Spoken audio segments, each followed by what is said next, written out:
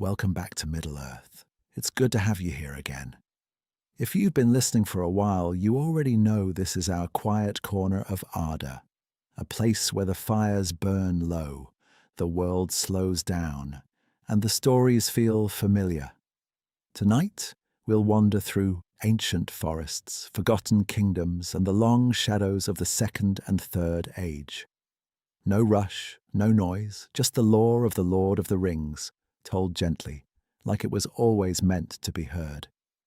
So, settle in. Let your mind drift to the Shire, to Rivendell, to the white towers of Minas Tirith. And together, let's return to Middle-earth. A cry in the wind, meeting the Nazgûl in the dark. On a moonless road in the west of Eriador, where the greenway runs like a dark vein through sleeping fields, a lone cart creaks homeward. The wheels murmur over ruts.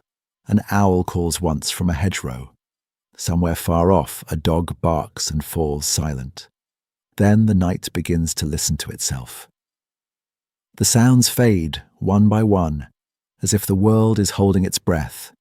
The creak of the cart, the soft clop of the pony's hooves, even the whisper of the wind in the tall, damp grass. All of it draws back, leaving only the smell of wet earth and fallen leaves, heavy and cold on the tongue.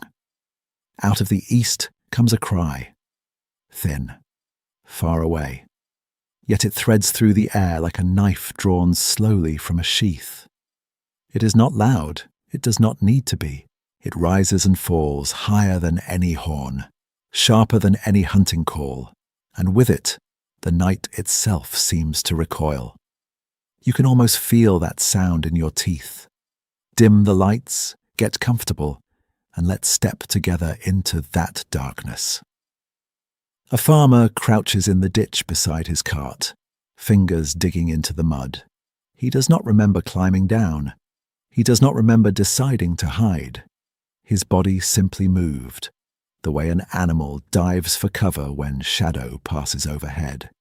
His name does not matter to the great tales of this age, but his fear does, because it is the same fear that kings once knew on battlefields, hoofbeats, slow, too slow for any traveller with honest errand. Each step falls light on the road, as if the weight above should be greater than the sound it makes. The farmer presses his cheek to the cold bank and watches. A rider glides into view. Cloaked in black from crown to stirrup, it seems less to sit upon the horse than to be poured over it, a long, hanging shadow, given the shape of a man. Now and then, as the cloak stirs, there is a dull glint beneath. Grey mail, dark as old iron, catching what little starless light the world can spare. As it passes, the air itself grows colder, not with the honest chill of autumn, but with a thin, inward cold, as if something is drinking the warmth from his bones. The pony shivers in the ditch, eyes rolling white, breath coming in harsh, panicked bursts. It would flee if it could, so would he. We journey into a moment where instinct is wiser than reason. Every part of him screams, "Do not move, do not breathe, do not be known." The shadows along the hedges seem to lean toward the road, drawn as if on invisible chains toward that black figure. The farmer feels with a clarity that has no words that the rider is not merely searching the crossroads and the fields. Something colder is groping outward, questing along the hidden roads of thought and memory, as if a blind hand were passing through his mind, turning over images of doors and cellars and names he has heard. He thinks of stories, half remembered from firelit nights, ancient kings who took rings of power, men whose wanderings ended in shadow and were never spoken of again. He does not know the fate of Middle-earth hangs on such tales. He only knows that if that hood turns toward him, he will break. The rider slows. The horse's head lifts. Beneath the hood, there is nothing to see, and yet the sense of a gaze is unbearable. It turns very slightly toward the ditch, toward the farmhouse beyond, toward walls and darkness that should be safe and are suddenly thin as cobweb. We uncover, in that turning, the story behind the story, a hunt that does not need eyes. The rider lingers. The world is a held breath. Then, as if answering some distant summons, it moves on. Hoofbeats fade, the night exhales. What kind of being hunts a man's thoughts from the road outside his door? And how did 9 such shadows come to walk the world at all?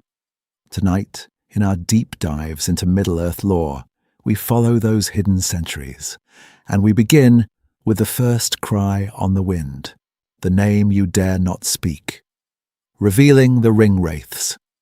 That cry on the wind has a name. The silent rider on the road, the shadow that paused outside the hobbit's door, is not merely a dark horseman, it is one of the Nazgûl, the ring-wraiths, Sauron's most feared servants. In the old tongues they are called the 9 Riders, the Black Riders, the Fell Riders, whispers that move like a cold breath through taverns and watchtowers. Not a wandering soldier, not a bandit chief, but a hollow lord bound to a greater will. And Middle-earth remembers them. Even if the names are forgotten, the fear is not. The Witch King who broke kingdoms in the Second Age. Carmul, the shadow of the East, hunting in lands beyond any hobbit's map. For centuries they have ridden grey roads under cloud and star, vanishing when the sun is strong, returning when the world grows quiet and the mind begins to wander toward its own fears. But here is the question that should trouble us. If they can be driven back by fire and sunlight, if a ranger's courage or an elf lord's bright presence can scatter them, why does the coming of 9 riders chill the blood of Gondor more than the tramp of 10,000 orcs?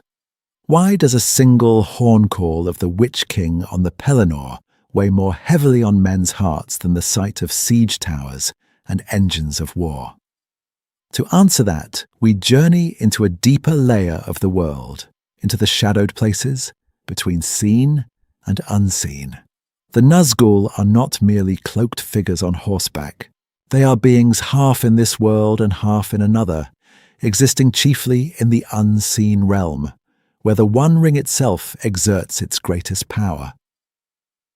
When Frodo slips the ring on Weathertop and the grey mists of our world thin, he does not see 9 hooded shapes. He sees pale kings with crowns and cruel eyes, revealed in their true, wraith-like majesty.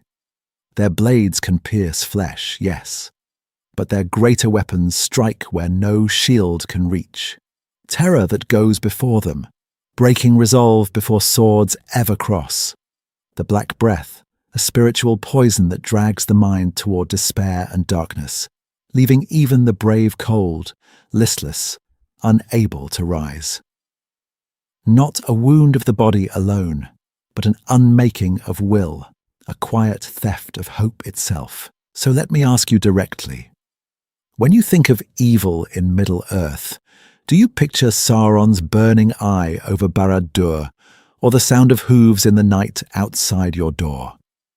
Which would haunt you more, the distant tyrant, or the unseen presence that can lean over your bed and listen to your thoughts? All right, dim the lights, get comfortable. Let's step together into the hidden centuries behind these 9. In the next part, we uncover the story behind the story, how they began as mighty kings of men, how the 9 rings drew them along grey wanderings toward wraithhood, how their fear, their black breath, and their strange half-existence made even Gandalf tread carefully, and as we follow their rise, we begin to glimpse why the fate of Middle-earth would one day turn on breaking their power. Kings in shadow, how men became the 9. So now we turn from the battlefield to the throne room, from the shrieking riders to the men they once were. Before they were ring-wraiths, they were kings. And if we journey into this part of the tale carefully, we begin to see why their terror feels so uncomfortably human. In an earlier age, when Sauron still wore fair shapes and honeyed names, he moved among elves and men as counselor and giver of gifts. As Anatar, he had already deceived the elven smiths, but among men he would come in other guises, cloaked not in obvious malice, but in wisdom, promise, and the quiet assurance that he understood the fears of mortal hearts. To the greatest of their lords he offered rings, not trinkets, instruments of power. These were not petty chieftains, they were mighty kings, sorcerers and warlords, men whose banners had already darkened horizons, whose words could send thousands along the roads to war. One, we are told, was an Easterling king of great might, another, a prince of Númenórean blood. Among them were those skilled in hidden lore, those who bent spirits to their will. They ruled ancient cities and wide plains, and their names carried weight across the world. That is what makes their fall sting. This is the corruption not of the weak, but of the strong. Now imagine this with us for a moment. You are such a ruler. Your beard is grey now, your hands not as steady on the sword hilt as they once were. You feel the centuries pressing in. Enemies wait beyond your borders, hungry for your lands, and you know that when you die, your line may not hold what you built. Then a stranger comes, wise and courteous, and sets a ring before you. Wear this, he says, and your life will be long, your power secure, your dominion unshaken. Do you refuse? Or does the fear of death whisper that you deserve just a little more time? Tolkien tells us that at first, the rings of power did exactly what was promised. The Nine gained wealth, glory, and uncanny insight. Their rule became more absolute. Their enemies withered. Their people obeyed with almost unnatural devotion. For a while, it must have felt like victory. But as the years lengthened beyond mortal measure, the price emerged. The rings did not simply extend their lives. They shifted them, slowly and inexorably, into the unseen realm, where Sauron's will was strongest. Their bodies began to fade. They became invisible to normal sight, half present in our world, half drawn into that grey shadow where the One Ring reigned. And as their forms thinned, so did their freedom. The rings that had seemed like tools became chains, binding their thoughts, their desires, their very identities to the Dark Lord. Not in one dramatic moment, but in a long, terrible surrender stretched across lifetimes. In the end, even their names slipped away. The proud signatures on ancient treaties. The royal styles carved into forgotten tombs. Gone. Only titles remained: the Witch King, the Black Captain, the Shadow of the East. Hollow crowns on hollow heads. And in our next step, we uncover the story behind the story. What it actually means to go on existing when your body is gone. Your will is shackled, and your very presence poisons the air. Because wraithhood is not just death. It is something far stranger. Between seen and unseen. The metaphysics of wraithhood. Wraithhood begins with a boundary, not a wall of stone, not a line on a map, but a thin, almost invisible curtain between two kinds of reality. Tolkien calls them the seen and the unseen, the solid world of bodies and blades, and the deeper world of spirits, wills, and ancient powers that rarely step fully into the light. And the Nazgûl stand with one foot on either side. We journey into that curtain most clearly through a frightened hobbit on a rainy night. When Frodo slips the One Ring onto his finger on Weathertop, the world does not vanish. It peels back. The fire is still there, the hill is still there, but the grey shadows of the Black Riders sharpen into dreadful clarity. He no longer sees cloaked voids. He sees pale figures in white, crowned heads, long hair, cruel faces lit with a cold, ancient hunger. The ring has not made the Nazgûl appear. It has pulled Frodo partially into their home territory.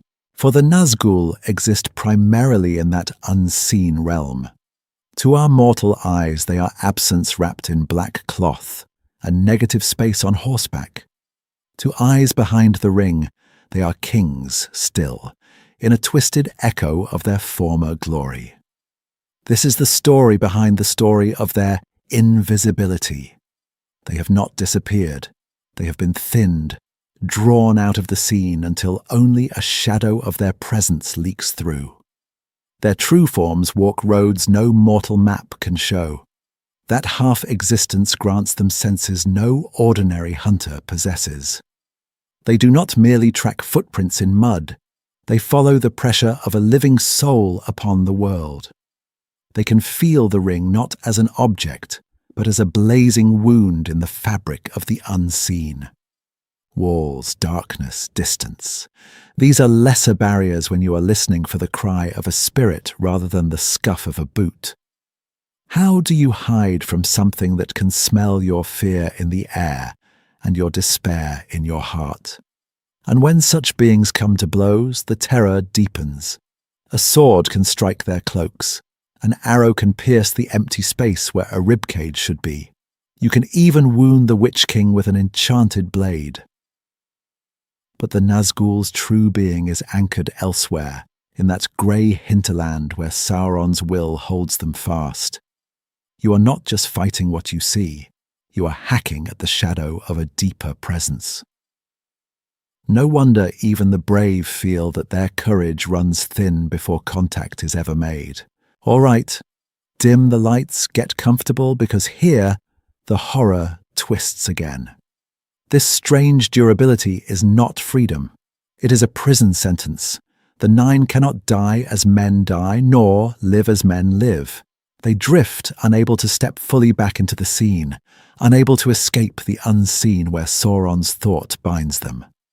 Do any of the ancient kings still look out from behind those pale crowns, or has the shadow eaten them whole? In our next step, we uncover how that same divided existence becomes a weapon. Fear made flesh. Despair turned into a black breath that can follow you long after the battle ends. The sound of terror. Fear as their first weapon. And this is where the Nazgûl stop being merely tragic and become weaponized. Tolkien is very clear about this in his letters and in the chronicles of the War of the Ring. The Ringwraith's chief weapon is not their blades, not their Morgul knives or their great maces, but the terror that rides before them, a wave of dread that can unman even the brave before a single stroke is struck. You hear them before you truly see them, a distant, thin keening on the night air like a metal scraping on stone, and a cry of grief woven together. The world seems to contract around that sound. The wind stills, the air grows heavy, as if some ancient pressure is pushing down on your chest. Courage does not simply waver, it drains, trickling away as though something unseen were feeding on it, tasting every doubt you have ever carried. We journey into those first encounters on the quiet roads of the Shire. 4 hobbits used to warm kitchens and green fields suddenly find themselves frozen beside a hedge as a black rider comes sniffing along the lane. They do not understand what hunts them, but the effect is unmistakable. They dive off the road, clutch the earth, hold their breath. Their impulse is not to fight, not even to flee, but to hide and become as small as possible. That is the story behind the story of those early chapters. The Nine are already reaching into the hearts of the most unlikely folk in the world. On Weathertop it grows worse. Night, wind, a grey crown of ancient stones.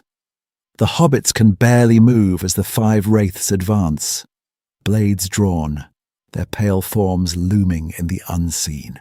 Only Aragorn, hardened by long wanderings and a will tempered in shadow, can still act, and even he feels that almost physical pressure of despair.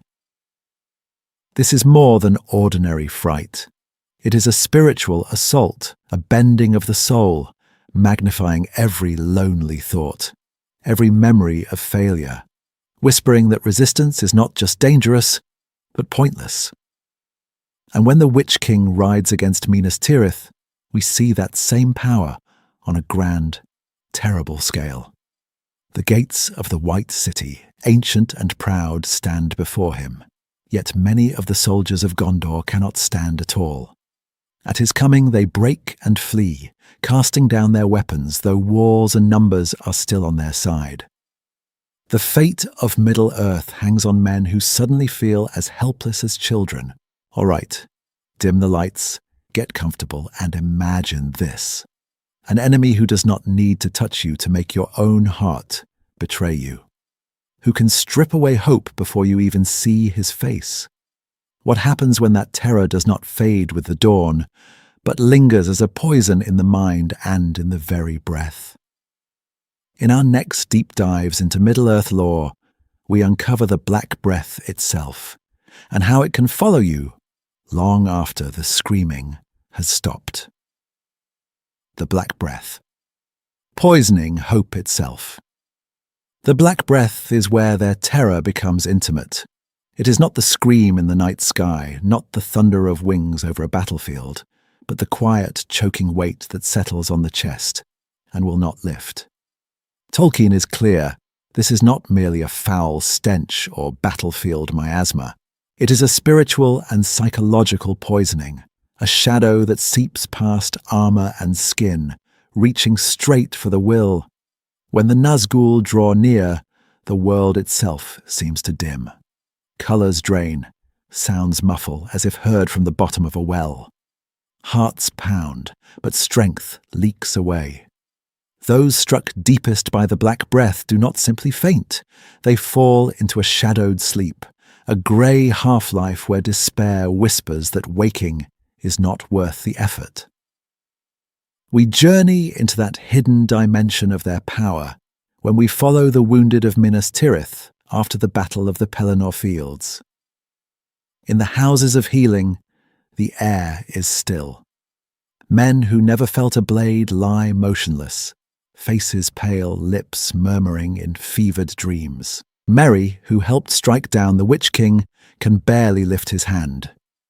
Éowyn, shield maiden of Rohan, lies as one dead, her arm cold, her spirit wandering far from the sunlit world.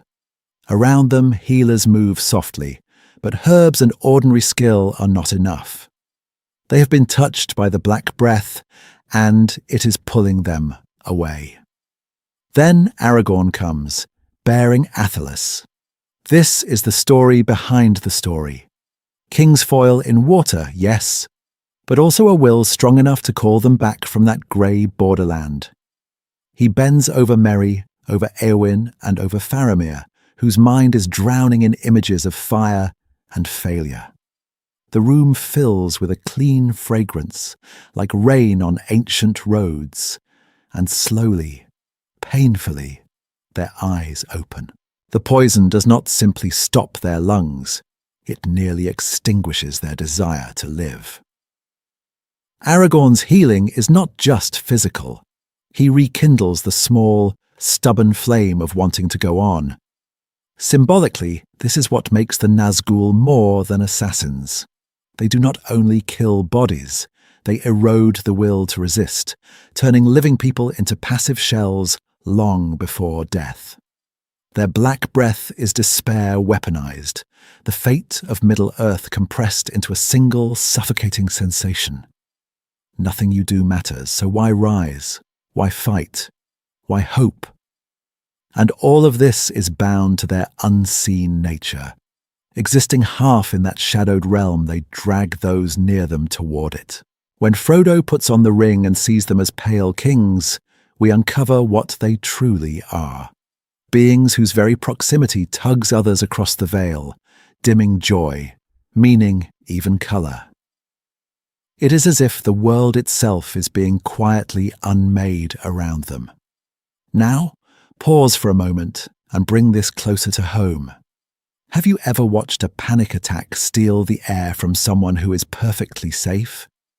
Have you seen a depressive spiral turn a bright room into a prison with invisible bars? The Black Breath is Tolkien's ancient mythic echo of that inner collapse, a terror that does not need claws or fangs, because it convinces you that standing up is impossible. And the most horrifying part, on the battlefield, you can see your enemy. With the Black Breath, the enemy feels like your own heart turning against you.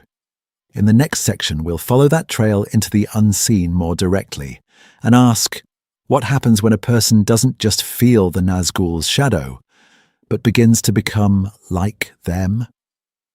Why heroes? Hesitated Gandalf, Aragorn, and Glorfindel versus the Nine.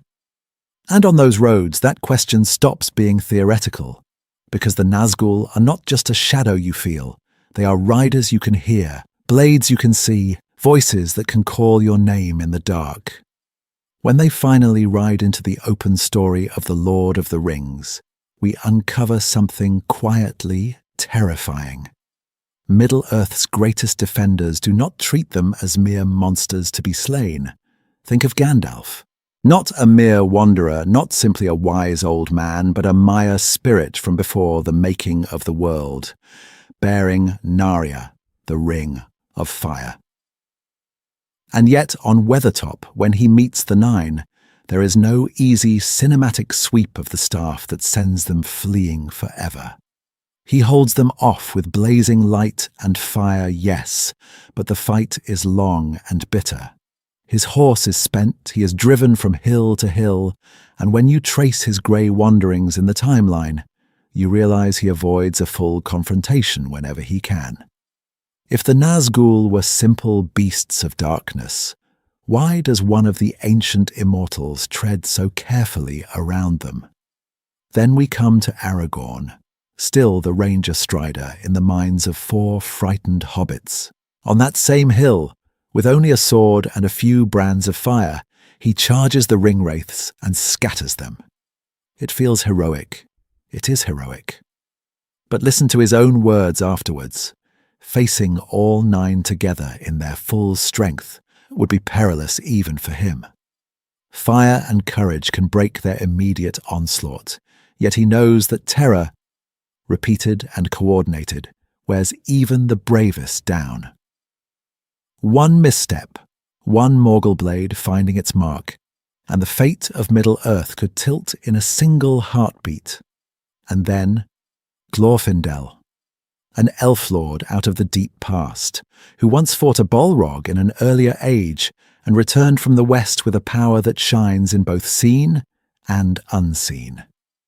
When he rides out from Rivendell, the Nazgûl feel his presence like a wind from a holier world, and they recoil. But even he does not simply ride them down. He uses speed and the narrow roads and the Bruinen itself, timing his moves so that the river and Elrond's power finish what his own radiance begins. This is the story behind the story. Even an ancient elf lord turns the land itself into an ally rather than trusting to brute strength. Why such caution? Because the Nazgûl are not lone terrors. They move as a mind linked to Sauron's will, coordinating silently, pressing from multiple sides at once. Their cries strike at the spirit as much as the ear. Their black breath saps resolve before swords ever clash, and their Morgul blades threaten to drag a wounded soul into the same half-world they inhabit. Even a Maya, even a hidden king can be overwhelmed if fear and poison work together over time. So when Gandalf rides hard to avoid them, when Aragorn refuses to meet all 9 on open ground, when Glorfindel turns to river and timing rather than raw might, we journey into a sobering realization. If such beings walk carefully when hooves sound in the night, what hope did an ordinary farmer on the Greenway have, hearing that same echo on the wind? Invisible tyrants, the Nazgûl as Sauron's true masterstroke. And that is the quiet horror, isn't it? An orc host you can see from your tower walls. A siege engine you can hear being dragged across the plain. but 9 riders that slip past your sentries, cross your borders, and stand in the courtyard of your inn before anyone quite remembers when they arrived. That is a different kind of war. On the Pelennor, Sauron throws everything visible at the world. Trolls battering gates, engines hurling fire, black banners streaming in the grey wind. It is noise and smoke and spectacle. Yet while the captains of Gondor count regiments and watch the horizon, Sauron's truest weapons ride the hidden roads, cloaked in shadow, hunting not armies but individuals, not fortresses, hearts. The Nazgûl are more than shock troops. They are Sauron's will given mobility. Each is a lieutenant and an enforcer, a walking command from Barad-dûr. They can ride to a wavering ally and let silence and a single spoken threat bring a king to heel. They can appear on a battlefield and, without lifting a blade, unman a company by the black breath alone. And when the fate of Middle-earth hangs on one small hobbit carrying one small ring, it is not an army that Sauron sends. It is them. If we journey into the hunt for the ring in Unfinished Tales, we uncover just how methodical that hunt truly is. These are not mindless phantoms galloping in random terror. They question innkeepers at Bree. They use spies and informers along the Greenway. They split their forces, some pressing toward the Shire, others circling through the wilds, coordinating across leagues as messages and dread ripple ahead of them. Khamul, the shadow of the east, lingers where the ring's presence feels strongest, while the Witch King directs the net from the dark. This is intelligence work, carried out by beings no locked gate can fully exclude.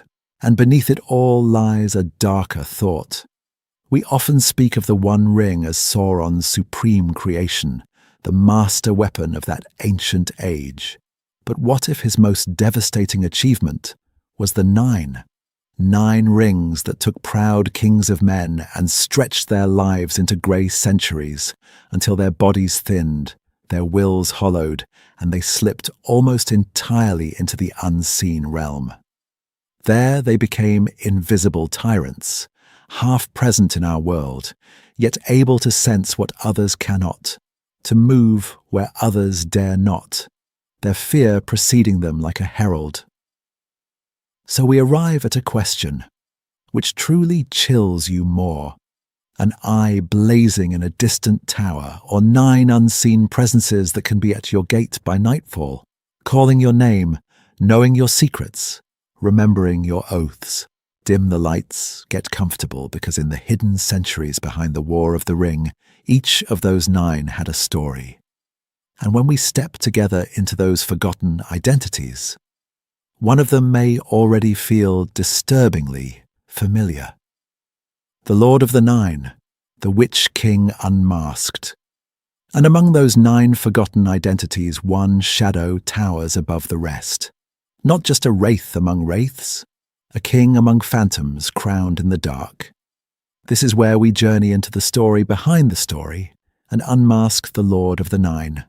Long before the ring passed to hobbit hands, before the Third Age had even begun, he walked the roads of power as a living man. In the Second Age, when Sauron rose in black splendor from Mordor, this king of men took one of the 9 rings and was drawn, slowly and irrevocably, into the unseen. When at last he vanished from the daylight world, he reappeared as Sauron's chief servant, a dread captain who helped bend vast regions of Middle-earth to his master's will.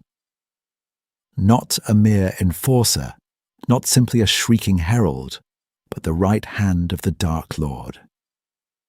Centuries later, as the Third Age unfolded and memories of that earlier darkness grew grey and dim, he took a new name and a new throne.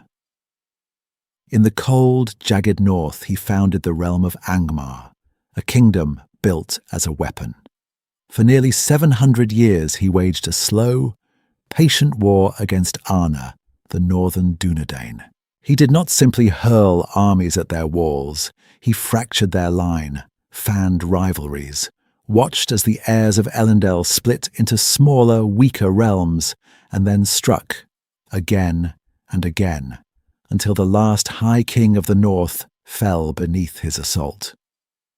Think about that scale, a single will, working across centuries, eroding a kingdom that traced its lineage back to Numenor. He broke cities, yes, but more terribly, he broke hope. Where he went, rumours preceded him, and where his riders passed, the Black Breath followed, leaving captains unmanned and warriors unable to lift their blades. The fate of Middle-earth was being rewritten in those hidden centuries, one ruined fortress and one shattered lineage at a time. By the time he rides from Minas Morgul in The Lord of the Rings, he bears a final title, Lord of the Nazgûl. At Minas Tirith, he does not merely swing a mace at the gate. He speaks, and the great door, forged and warded by the men of Gondor, bursts asunder beneath his word of command. Prophecy coils around him as tightly as his black mail. Not by the hand of man shall he fall. Even the wise hesitate. Even Gandalf measures his steps.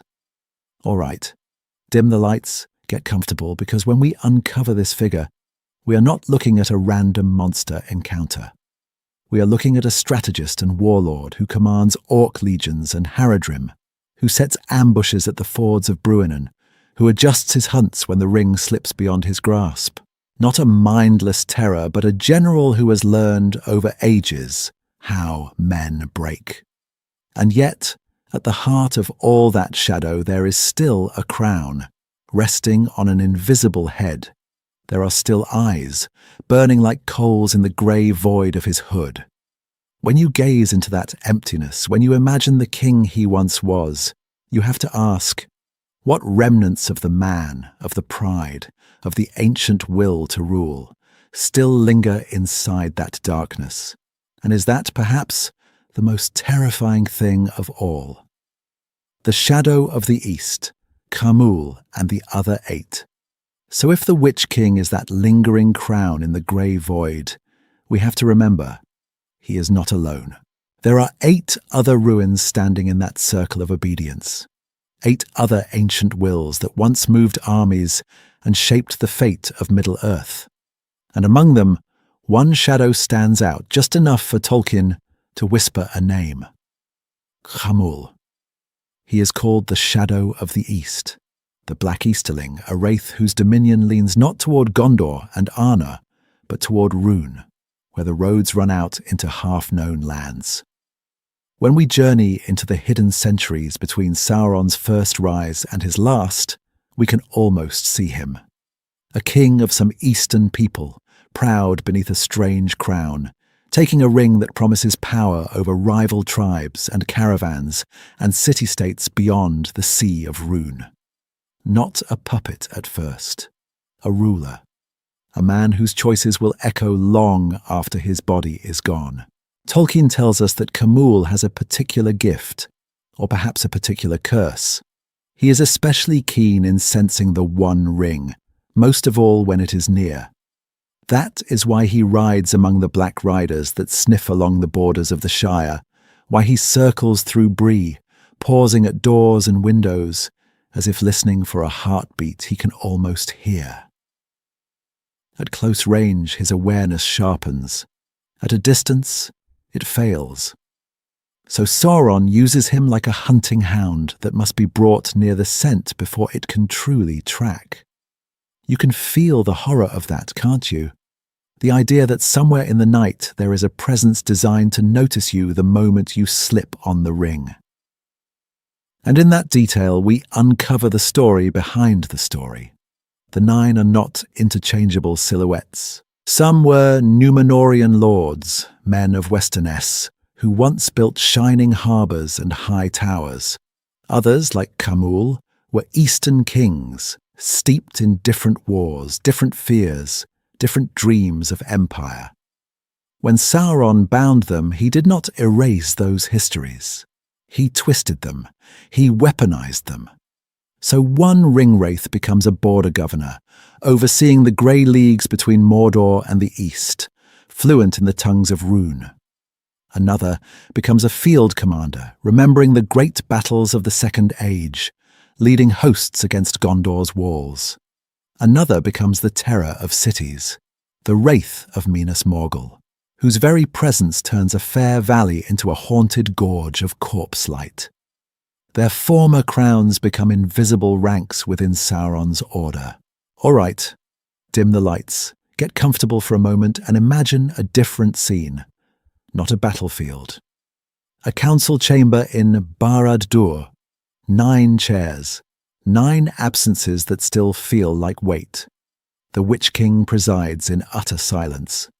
To his right, Khamûl, the shadow of the east, leans forward as if scenting distant blood, forever listening for the ring. Beside him, a fallen prince of Númenor broods over maps of Gondor. Farther down, a southern war king dreams of burning coastlands, while another wraith sits utterly still, a specialist in siege and slow starvation. Each one a different flavor of ruin, a different, broken story. They are not just identical ghosts. They are what happens when 9 very different men from 9 corners of the world all make the same fatal choice, from Anatar's gift to Sauron's chains. The slow ensnaring. They are what happens when 9 very different men from 9 corners of the world all make the same fatal choice. And that choice begins not with a scream in the dark, but with a gift offered in the light. In the bright courts of the Second Age, when Númenorian ships still cut the waves like silver knives, and lesser kings dreamed of catching up, Sauron does not appear as a lidless eye or a black tower. He comes as Anatar, the Lord of Gifts, or else as a distant, whispered power, a patron of wisdom and order.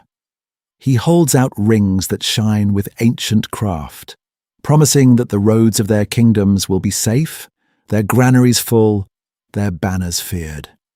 These are not trinkets, they are tools of rulership, forged to stabilize restless realms and to anchor a legacy that will not be forgotten.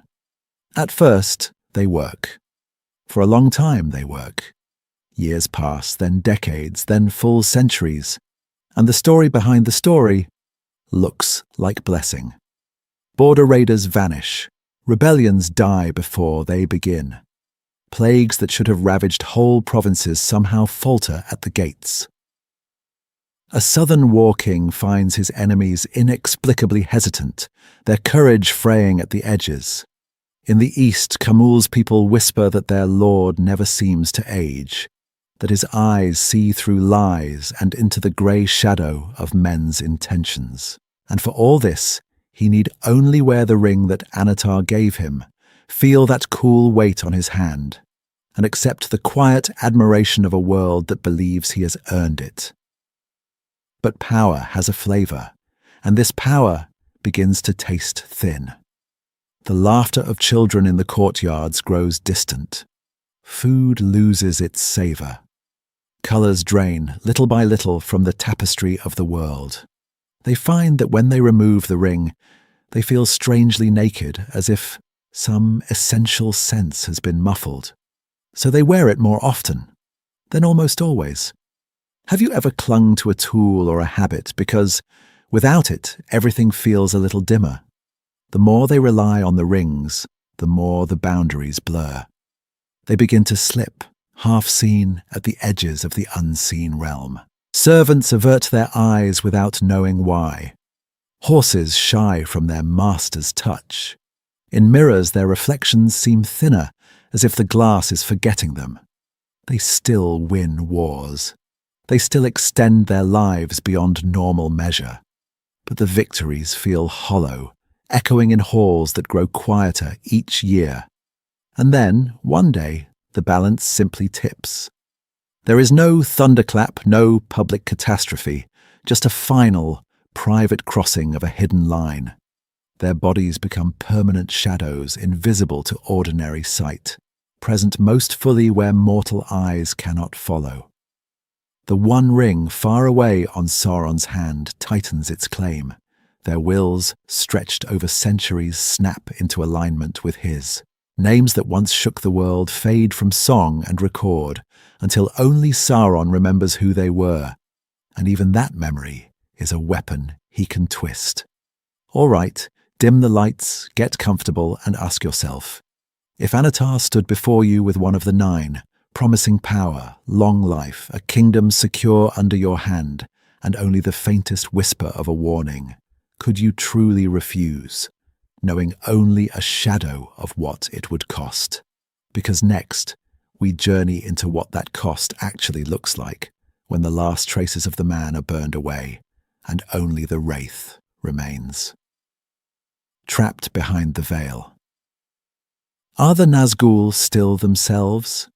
And this is where the horror sharpens, because once the last traces of the man are burned away, we have to ask whether anything of the man is actually gone at all.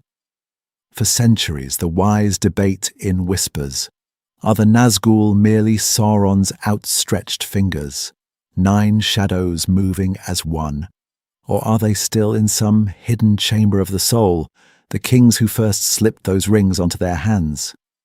Are we dealing with mindless wraiths, or with prisoners locked behind their own eyes?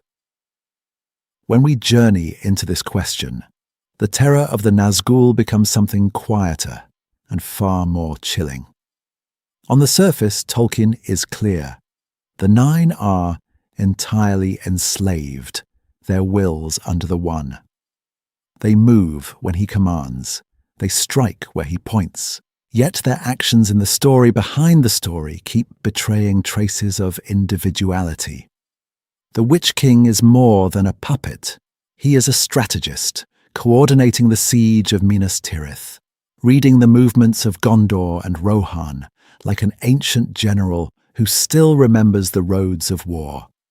Khamûl, the Shadow of the East, is especially skilled at sensing the ring, prowling the Shire and the Anduin with a hunter's particular nose. These are roles, not just reflexes. And then there is fear. Not the fear they cause, but the fear they feel. When Glorfindel rides out on the road to the ford of Bruinen, the Nazgûl do not advance like unthinking shades. They hesitate. They reel back from the white fire of an elf lord who walked in the elder days. Something in them remembers. Once, long ago, these were men who might have heard tales of Gondolin or seen the banners of Gil-galad from afar. That memory, twisted and buried in the grey unseen, still knows what it dreads. Now imagine the psychological landscape beneath that domination. Imagine being aware, fully aware, yet unable to resist the command that runs through you like a chain of fire. You see your black blade raised over a child of men. You hear your own voice crying out in the black speech. You want to stop. You cannot. And this does not last a year or a lifetime, but long ages. Through the fall of Númenor, the founding of Gondor, the hidden centuries of the Third Age. How many times do you think a trapped mind would try to push back before it simply breaks and rides the shadow current of Sauron's will? Here we uncover one of Tolkien's deepest themes. The domination of wills and the slow erosion of the self through evil choices. Gollum is torn between Sméagol and the Ring's whisper.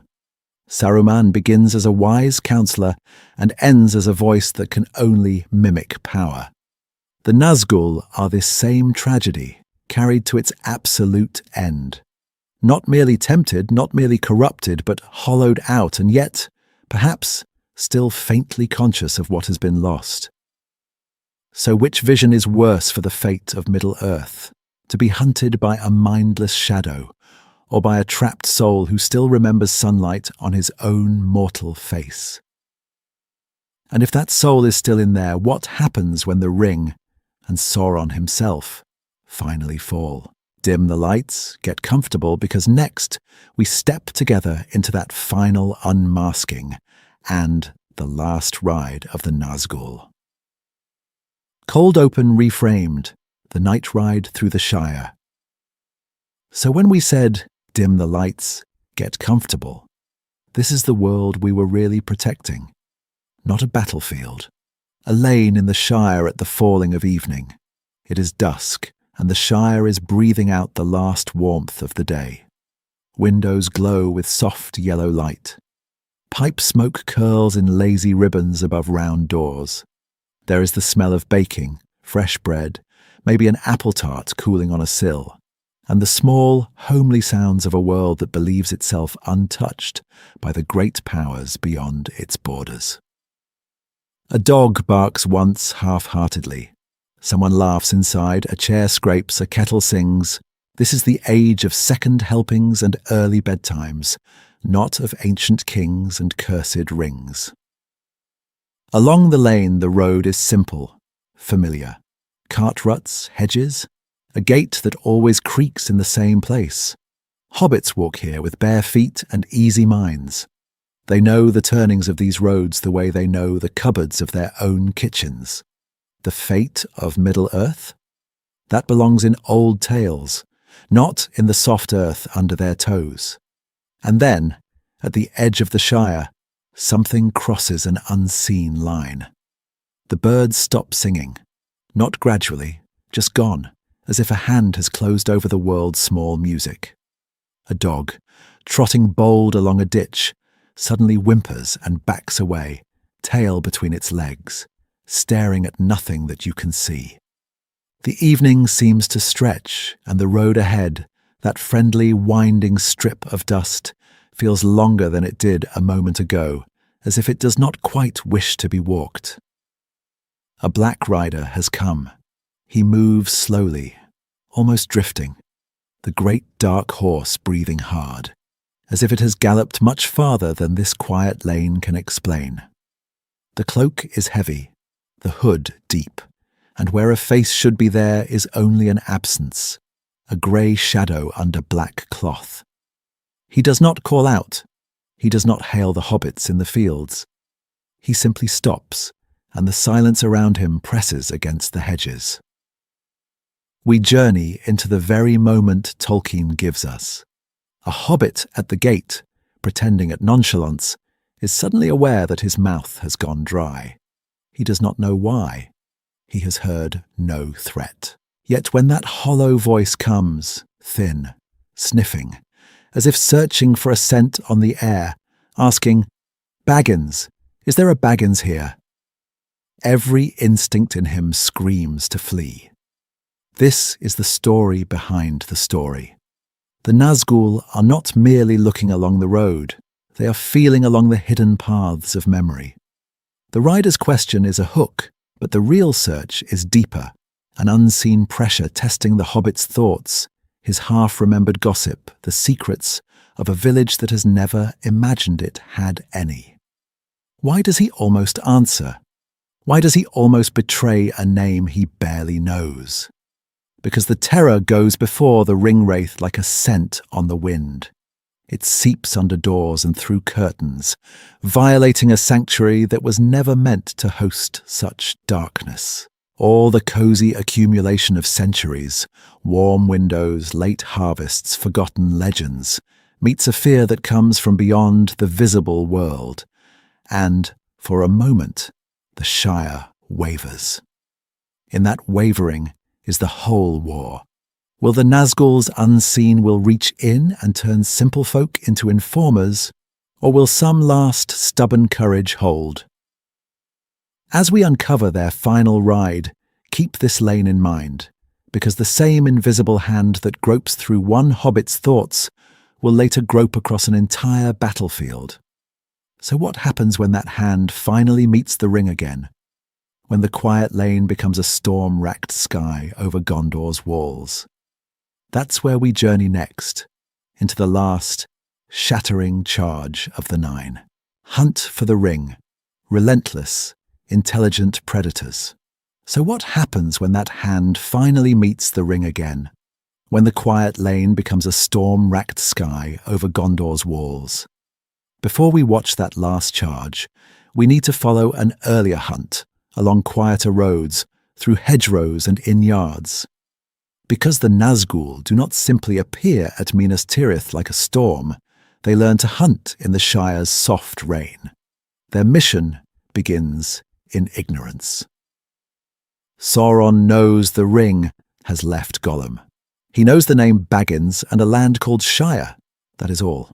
So he unleashes the Nine, not as mindless beasts but as grey, invisible agents, riding from Mordor with a single order: find the ring-bearer. At first their search is clumsy. They ride to the Vales of Anduin, to old haunts of Gollum, to lands that remember Isildur's fall. For a time they are hunting a rumour more than a hobbit. Then the net tightens. Word comes from spies. The Shire lies far to the west, beyond Bree, beyond Weathertop. The Witch King adjusts. He does not gallop blindly. He sends some north, some south, feeling along the forgotten borders of Arnor. And for a brief, almost comical moment, the most terrifying servants of darkness in the world are asking directions, questioning ferrymen, probing boundaries. It's a pattern interrupt in the legend, but it makes them more frightening, not less, because we uncover how quickly that confusion hardens into method. Once they near the Shire, the gloves come off. They question innkeepers with soft, cold voices. They lean over counters in Bree, and suddenly the common room goes quiet. They intimidate gatekeepers, terrify gossips, and then plug into a wider, very human intelligence network. The squint-eyed southerner in the prancing pony, Bill Ferny lounging by the gate, half-seen riders on the greenway. These are their eyes and ears. The Nazgûl do not need to know every lane when they can buy, break, or bend those who walk them. We journey into their strategy, and it is disturbingly rational. They make errors. At first, they misjudge the Shire's defences, ride openly on the East Road, and lose Frodo at Bucklebury Ferry. They split too widely, probing different approaches. But each mistake is met with adjustment. They converge on Bree when Ferny brings word. They circle Weathertop, watching, waiting, striking only when Aragorn is absent and the hobbits are exhausted. Not beasts, not random phantoms, adaptive predators. And they do not stop. They do not tire. Rain, night, rivers, fire on the hilltop. None of it persuades them to abandon the hunt. When faced with unexpected resistance, they retreat only far enough to regroup. Fire drives them back at Weathertop, but it does not end their pursuit. They shadow the road to Rivendell, calling on the Black Breath, letting fear ride ahead of them like a herald. If this feels eerily familiar, it should. Strip away the cloaks and fell voices, and what you see looks less like a ghost story and more like a modern intelligence operation, or even a serial predator profile. Information gathering, testing boundaries, exploiting weak links, escalating pressure. The horror is not just that they are wraiths, it's that their methods live uncomfortably close to our own world. And when those methods finally meet open war, when the quiet questioning at Bree becomes command over an entire sky, the fate of Middle-earth bends around them. That is where we step together into their last, terrible ride. Weathertop. How 5 wraiths almost won everything. Their last terrible ride does not begin with trumpets or banners. It begins on a lonely hill under a broken moon, with 5 shadows climbing toward a ring of ancient stones. We journey into Weathertop. In the grey wastes between Bree and Rivendell, Amon Sul rises like a forgotten tooth from the wild. Once a proud watchtower of Arna, now only jagged walls and wind remain, the roads of kings, reduced to rubble and memory. Around a small, struggling fire, 4 hobbits and 1 ranger huddle against the chill. That fire is comfort. It is also a beacon.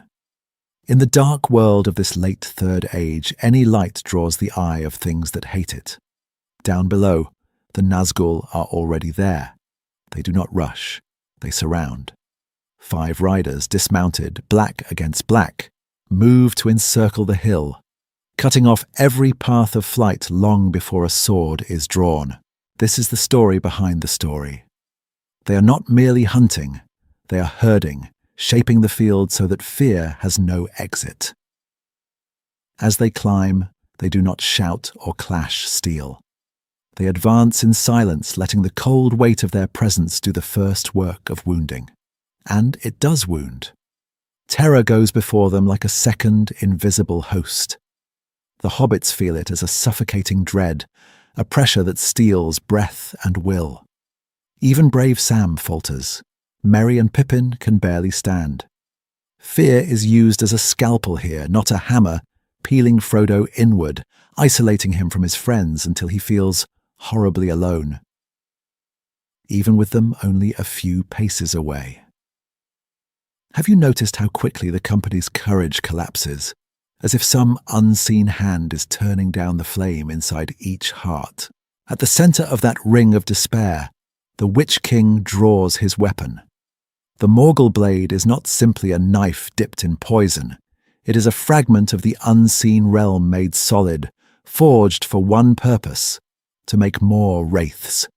When it strikes, a sliver is designed to break, to remain, to begin its slow, terrible journey toward the heart. Not only flesh is pierced, but spirit. Bit by bit, day by day, the victim is drawn out of the visible world, thinned into a shadow under Sauron's command. On Weathertop, this nearly works. Under the combined assault of steel, sorcery, and suffocating dread, Frodo's resistance buckles. He cries out the name, but he also does exactly what the ringwraiths want. He puts on the ring. In that instant, we uncover the true danger. He sees them as pale kings, terrible and clear, and they see him, not as a hobbit, but as the ring-bearer naked in their master's sight. 5 Nazgûl, working in concert, almost end the fate of Middle-earth on a ruined hilltop. And remember, this is only 5. No black breath at full strength, no winged steeds, no armies beneath them. If a half-strength hunting party can drive a ring-bearer to the edge of wraithhood in minutes, what would it mean to face all 9 together, unleashed on a battlefield where thousands of hearts are waiting to break? Dim the lights, get comfortable, because that is where our deep dives into Middle-earth lore must go next. The Morgul blade and the fate. Worse than death. All right, dim the lights, get comfortable, because now we journey into something far more intimate than battle lines and charging horses.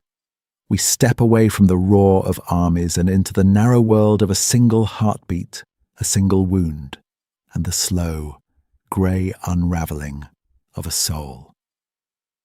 On Weathertop, the Witch King does not swing for Frodo's life. He aims for his forever. The Morgul blade slips into the hobbit's shoulder, and at first it seems almost small, almost survivable. But as the hours pass on those lonely roads toward Rivendell, the real attack begins. A cold spreads from the wound, not the clean chill of night air, but a dead, unmoving frost that creeps from bone to blood. Colours drain from Frodo's world. The bright autumn leaves of the wild turn dim and grey, as if some ancient fog has settled over his eyes. The voices of his friends grow thin and far away, like echoes heard down forgotten corridors of time. This is the story behind the story of that broken knife. When Aragorn finds the blade, it crumbles in his hands, yet a fragment remains, buried deep. That shard is not just metal. It is a command, drawn slowly, relentlessly, toward the heart. It severs Frodo's ties to the seen world, strand by strand, even as it binds him more tightly to the unseen, where the Nazgûl truly dwell. Not a quick poison, not a clean wound, a migration of being away from warmth and food and laughter into a realm of echoing voices and lidless will. And as the shard travels, the mind begins to follow. We uncover a quieter horror here, the psychology of becoming a wraith. Light begins to hurt, not because it blinds, but because it feels irrelevant. Fire no longer promises safety. It is merely brightness in a world that is already slipping away. Companionship becomes a distant memory. The sound of Sam's concern, the touch of Merry's hand on Frodo's arm, register less and less. In their place grows a strange, shameful pull toward the ring-wraiths themselves. Their presence, once unbearable, becomes almost familiar. Have you noticed how Frodo, under their shadow, keeps turning toward them, as if hearing a call just beyond hearing? In that, the Morgul blade is a miniature reenactment of the Nazgûl's own fall. Long ago, 9 kings of men accepted rings that did not slay them, but slowly drew their souls off the map of the living world. Over long centuries they faded until only their wills and their obedience remained, half-existent in the unseen. Each strike of a Morgul knife offers its victim a glimpse of that same fate of Middle-earth's lost kings, to become a hollow servant, invisible yet inescapably present, a permanent shadow at Sauron's command. So what happens when the fragment reaches the heart? Elrond tells us plainly. Frodo would become like them, a wraith under the Dark Lord's dominion. But is there any escape once that shadow has entered so deep? Or is the only mercy a healer strong enough to pull you back across the threshold?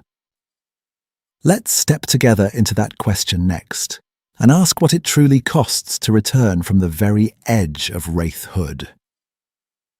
Minas Morgul, City of the Dead. That still walk to answer what it costs to come back from the edge of wraithhood, we have to look at a place that never came back at all.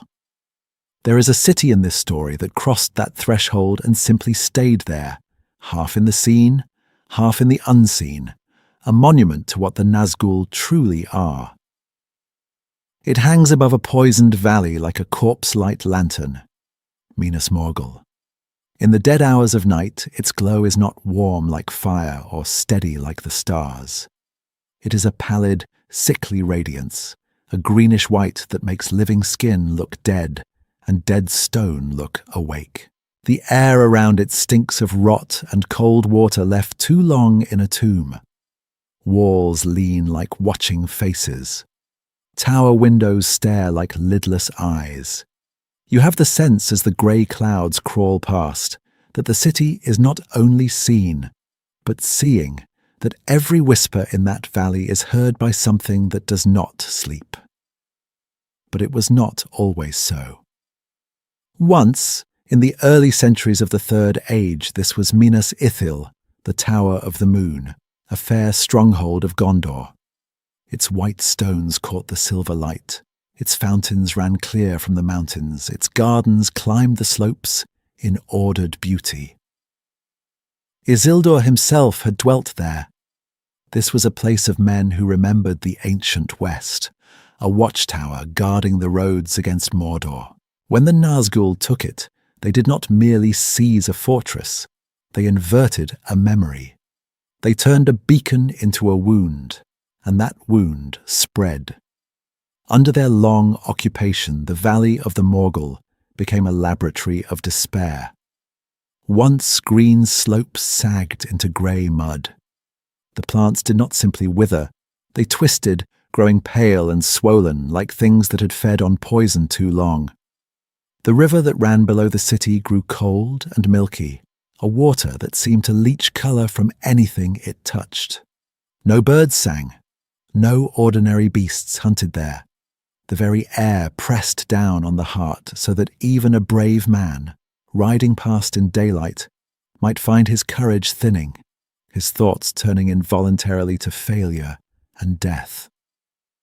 This is the Nazgûl-made landscape. We journey into that terror most closely when Frodo, Sam, and Gollum creep along the hidden path above the road. You remember it. The sudden flare of corpse light as the city awakens, the great host pouring out like a black river. Banners streaming, armor gleaming with that same unwholesome sheen. Then the Witch King rides forth, and his cry tears across the valley, a sound that seems to reach past ears and into bone. Frodo feels the ring grow heavy, his will slipping, an almost irresistible urge to stand up, to reveal himself, to answer that call. Not a sword raised against him, not a hand laid upon him, and yet his very self is nearly taken. That is the story behind the story of Minas Morgul's dread. Now, pattern interrupt for a moment. Dim the lights, get comfortable, and imagine you are not a ring bearer on a secret road, but a farmer in a small village miles away, where on clear nights you can see that corpse glow on the horizon. Night after night, year after year. Children grow up under that sickly shimmer. Old tales of Minas Ithil fade, replaced by the unspoken knowledge that the dead are walking, just over there. What does that do to the human spirit, to the fate of Middle-earth, when even the sky itself seems to side with the shadow? Wings of dread, fell beasts and the Nazgûl's second form. And then, one night, the sky itself grows teeth. From the east there comes a beating of vast wings, slow and heavy, like the pulse of some ancient buried heart. You look up, expecting storm clouds or great eagles, and instead you glimpse a long, naked neck, a barbed beak, and pinions like tattered sails blotting out the stars. The horses are gone. The black riders have taken to the air. After the ford of Bruinen drowns their mounts and shatters their first assault, the nine do not simply return on fresh steeds along the same roads. They ascend. Sauron sets them upon the fell beasts, immense reptilian creatures from forgotten ages, cold and clammy, with a stench of death and marsh, their wings leathery and strong, their bodies almost boneless in their terrible grace. Tolkien hints they are older than the works of men, perhaps kin to ancient things that crept beneath the world before the First Age had a name. This is not a simple change of transport. It is an evolution of terror. On horseback, the Nazgûl are hunters in the dark, shapes that slip along hedgerows and riverbanks. In the air they become banners of dread, visible to thousands at once, their silhouettes crawling across moon and sun. Now their shrieks fall like spears. Now their shadows pass over armies and marketplaces, and every face turns upward, waiting for the next scream. We journey into the siege of Minas Tirith to see this second form at its most horrific. Long before Grond strikes the gate, long before trolls and Southrons clash with the walls, the Nazgûl are already there, circling. They wheel above the white city like carrion crows made colossal, stooping suddenly to scatter defenders, plucking men from the battlements, sending captains reeling in blind panic. Tolkien tells us that the Nazgûl were abroad, and the dread of them had passed before them, so that companies broke and fled without a blade being drawn. All right, dim the lights, get comfortable, and imagine standing on those walls. You clutch your spear. You try to remember your captain's orders. And then that cry comes down, thin and piercing, a sound that seems to strip the courage from your bones. It is not just the beak and the claws you fear, nor even the sheer physical weight of the beast as it dives. It is the black breath riding on the wind, the spiritual poison that leaves men numb, despairing, unable to lift shield or voice. This is the true horror of the Nazgûl aloft. Physical and spiritual assault joined into one. The fell beast can rend flesh. The wraith upon its back rends will. Together they make calm resistance almost impossible. Who can loose a steady arrow when his hands are shaking and his mind is full of grey, whispering shadow. We uncover here the story behind the story. The Nine are not merely persistent, they adapt. On the ground, in the air, in the seen and unseen, they change shape to break the heart of the world. So what, if anything, can stand against them when even the sky has turned to their side? The limits of terror, sunlight, fire, and courage. So we have the sky darkened, the wind full of wings, the world itself seeming to bow before the Nine. It feels absolute. It feels final. And yet, in the clear light of day, on open roads under a bright sun, something changes. In daylight, the Nazgûl are diminished. Tolkien tells us their power is greatest at night and in dark places, and you can feel that in the way they move when the sun is up. Less a sweeping storm, more a careful, probing shadow. Their forms are more uncertain to mortal eyes, their fear aura thinned like fog under noon heat. They still inspire dread, yes, but they are cautious, wary of exposure, reluctant to press their advantage in the open where many can see and rally. Even the Witch King, hunter of kings, prefers dusk and storm to the plain, unblinking gaze of day. Fire is another boundary line. At Weathertop, on that ancient crown of stone, we journey into a scene where the Nazgûl advance in a grey ring, blades drawn, voices cold. Yet what holds them, what slows that terrible closing circle, is not some secret elvish weapon. It is a campfire, torches, flaming brands in the hands of a ranger, and 4 very small hobbits. When Aragorn charges with fire in both fists, they fall back, their cloaks flaring in the red light. They hate fire not only because it can burn their raiment and mounts, but because it is concentrated light and warmth, a miniature sunrise hurled against the night. And this is where courage begins to matter. Terror is their chief weapon, but terror can be blunted when one person stands firm. Aragorn on Weathertop, Gandalf on the bridge of Khazad-dûm, facing shadow and flame of another kind. Glorfindel at the ford, radiant in the seen and unseen. These figures become living beacons, rallying those around them whose hearts are failing. Not everyone can see into the unseen realm as they do, but all can feel the difference when a leader refuses to yield. Not a mere feeling, not simply a speech, but a shared defiance that pushes back the invisible pressure of wraith fear. And for all their ghostly mystery, the Nazgûl can be hurt. Their winged beasts fall to well-placed arrows. Their horses drown at the ford of Bruinen, swept away by water called and shaped by Elrond and Gandalf. Their cloaks, mail, and blades are torn, burned and scattered. The Witch King's form is blasted apart on the Pelennor when Éowyn and Merry, in a convergence of old prophecies and hidden courage, strike true. Their true unmaking waits upon the fall of Sauron and the destruction of the One Ring, but in this age, in these battles, they can be checked, scattered, made to flee.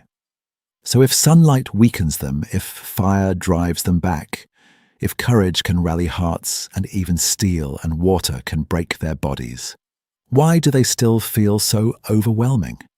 What is it about their presence that reaches past armor and daylight and reason itself? In our deep dives into Middle-earth lore, we uncover that the most terrifying thing about the Nazgûl is not what they do to the body, but what they whisper to the soul. And that leads us to a darker question. What if the true battlefield of this war was never the fields of Gondor at all? Fear as a mirror. Why the Nazgûl get inside our heads? What if the fields and fortresses were only the surface and the true war was waged in the unseen chambers of the heart? With the Nazgûl, Tolkien quietly shifts the battlefield inward. Their terror does not fall from the sky like dragonfire. It rises from within, from fears we already carry. They do not invent new nightmares. They take what is ancient in us and turn up the volume. Think of what they press on in every encounter. Fear of death, as Frodo feels that cold certainty on Weathertop that his life, and more than his life, is being claimed. Fear of failure, as Boromir speaks in hushed tones of the horror that will fall on Minas Tirith. And you can almost feel that same grey dread the Nazgûl breathe onto the White City. Fear of abandonment, as the people of Minas Tirith look to the sky and hear that distant, falling cry, and wonder if any help will come. Fear of meaninglessness, of a world where the West fails, the light goes out, and all these long ages of resistance were for nothing. When we journey into Tolkien's own life, we uncover why this feels so real. He walked through the trenches of the First World War, through mud and gas and the sudden, senseless loss of friends. He saw young men frozen, not by visible chains, but by shell shock, by night terrors that followed them long after the guns fell silent. The Nazgûl's black breath, that invisible poisoning of courage and hope, is the story behind the story of those lingering wounds. Bodies alive, spirits half in another realm, haunted by inescapable dread. And if we are honest, we know a faint echo of that realm. There are moments, even in our quieter age, when fear makes the next step on the road feel impossible. A decision you delayed because the worst outcome seemed inevitable. A conversation you did not begin because the thought of rejection felt like a blade. A project, a calling, a risk you believed in, yet you stood still, as if some unseen presence had laid a hand on your shoulder and whispered, "Don't."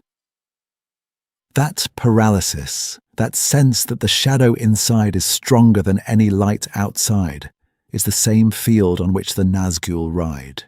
And this is why, in a world of Balrogs and trolls and dragons, the ringwraiths may be the most frightening of all. A dragon threatens your body.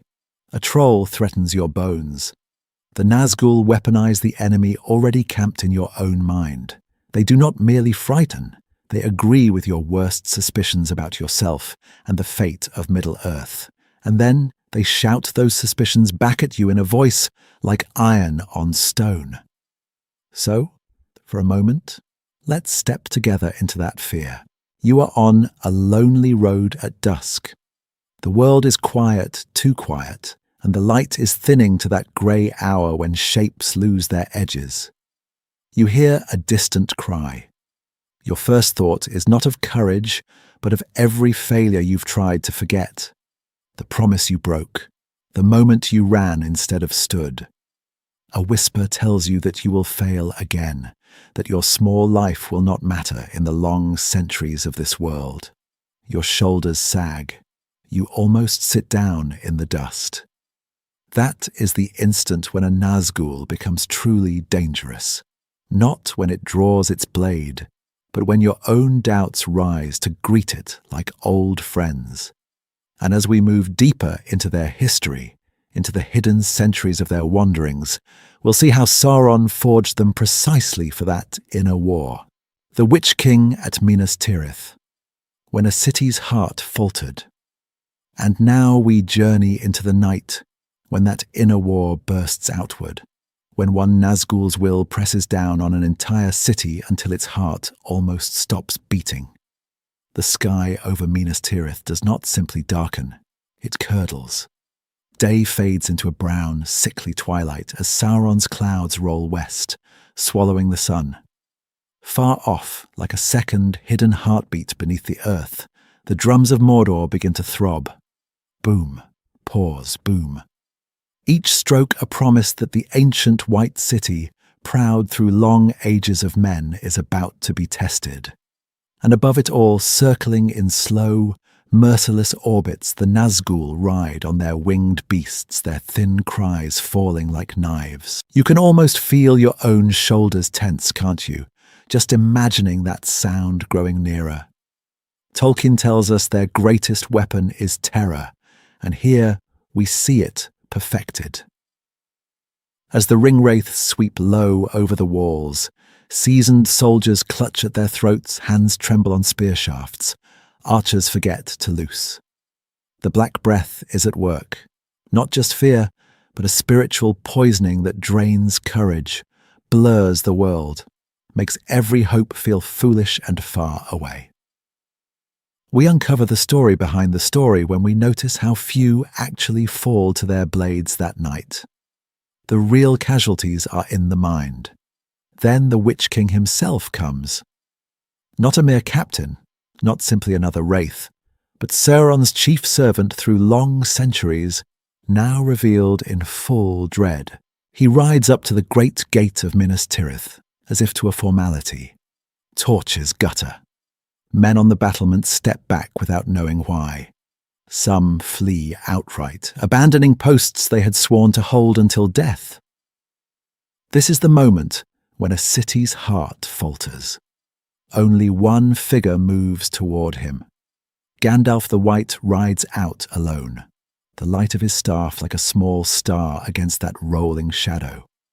Here the fate of Middle-earth narrows to a single confrontation. Not just wall against hammer, but hope against despair. All right, dim the lights, get comfortable, and really picture this with me. The Witch King, crowned and invisible, lifts his great ram, and his word of command rings out, a cry from the unseen that shatters more than stone. Grond strikes, the gate bursts, and the physical barrier of Gondor falls in splinters. But the line does not. Gandalf sits his horse before the ruin, and where his light shines, the Nazgûl's terror breaks like a wave on rock. The Witch King has breached the city, yet he has not broken its last defender. Which victory matters more in this hidden war for hearts? And here, at the very height of his power, another, older word waits for him in the grey background of the age, a prophecy that no living man shall hinder him.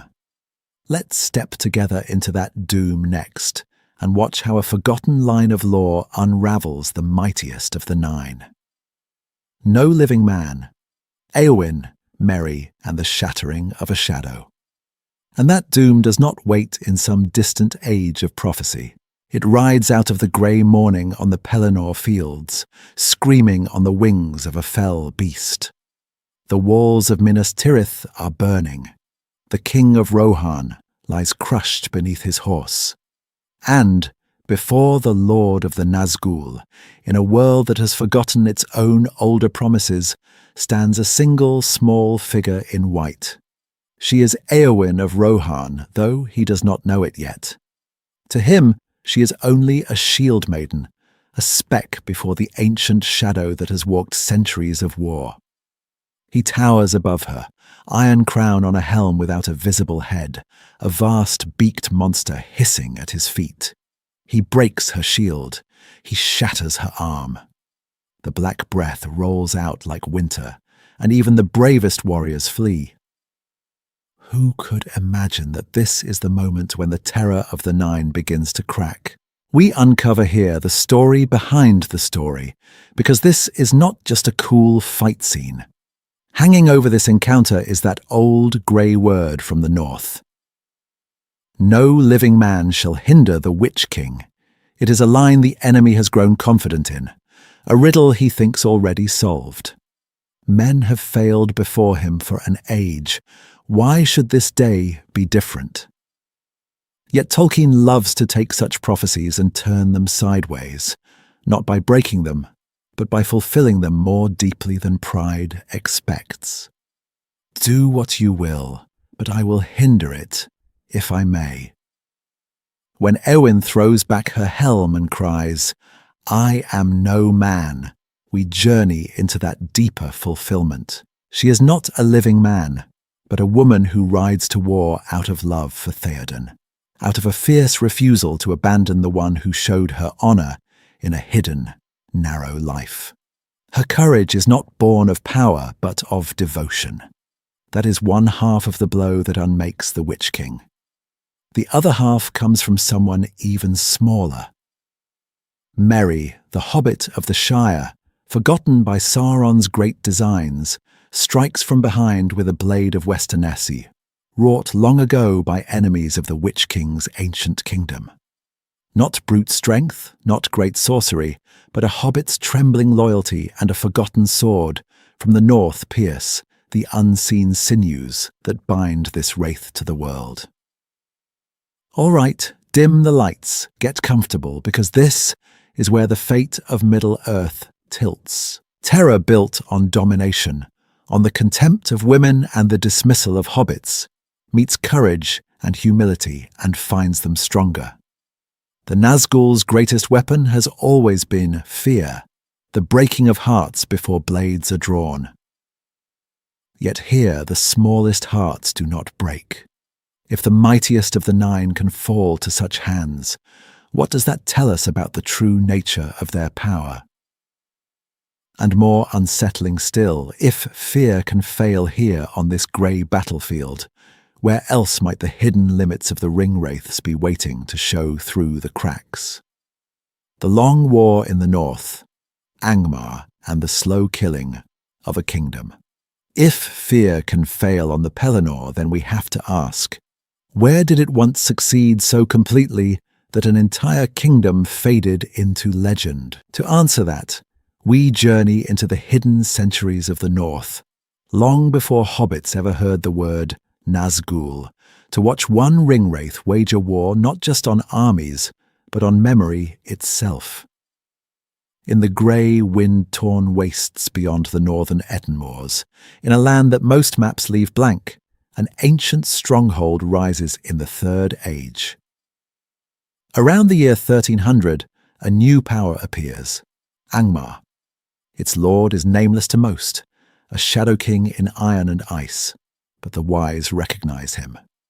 This is the Witch King of the Nazgûl, Sauron's chief servant now crowned in the north. He does not come merely to raid borders. He plants himself like a poisoned spearhead, perfectly placed to menace the broken remnants of Arnor, the elder sister of Gondor. Arnor is no longer one realm. That is the crack he drives his terror into. After ancient quarrels and rivalries, the northern Dúnedain have split into three successor kingdoms: Arthedain in the west, Cardolan in the south, Rudor in the east. The Witch King studies these divisions with cold patience. He allies with hillmen in Rudor, inflames old grudges, sets petty lords against one another. Not a single great conquest at first, not a glorious charge, but centuries of pressure, raids, and whispered promises. He weakens them before he ever truly strikes. And for nearly 700 years the name of Angmar grows heavier in the north, while the bodies of the Nazgûl remain unseen. We uncover a different kind of siege here, a siege of the mind.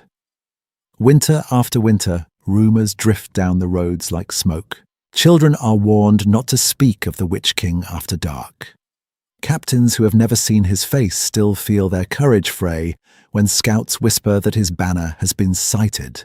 His legend rides ahead of his armies. His greatest weapon, as Tolkien tells us, is not his blade, but the terror that goes before him. Then come the hammer blows. Rudor falls fully under his sway. Cardolan is harried into ruin. Plague, war, and the Black Breath move together like a grey tide.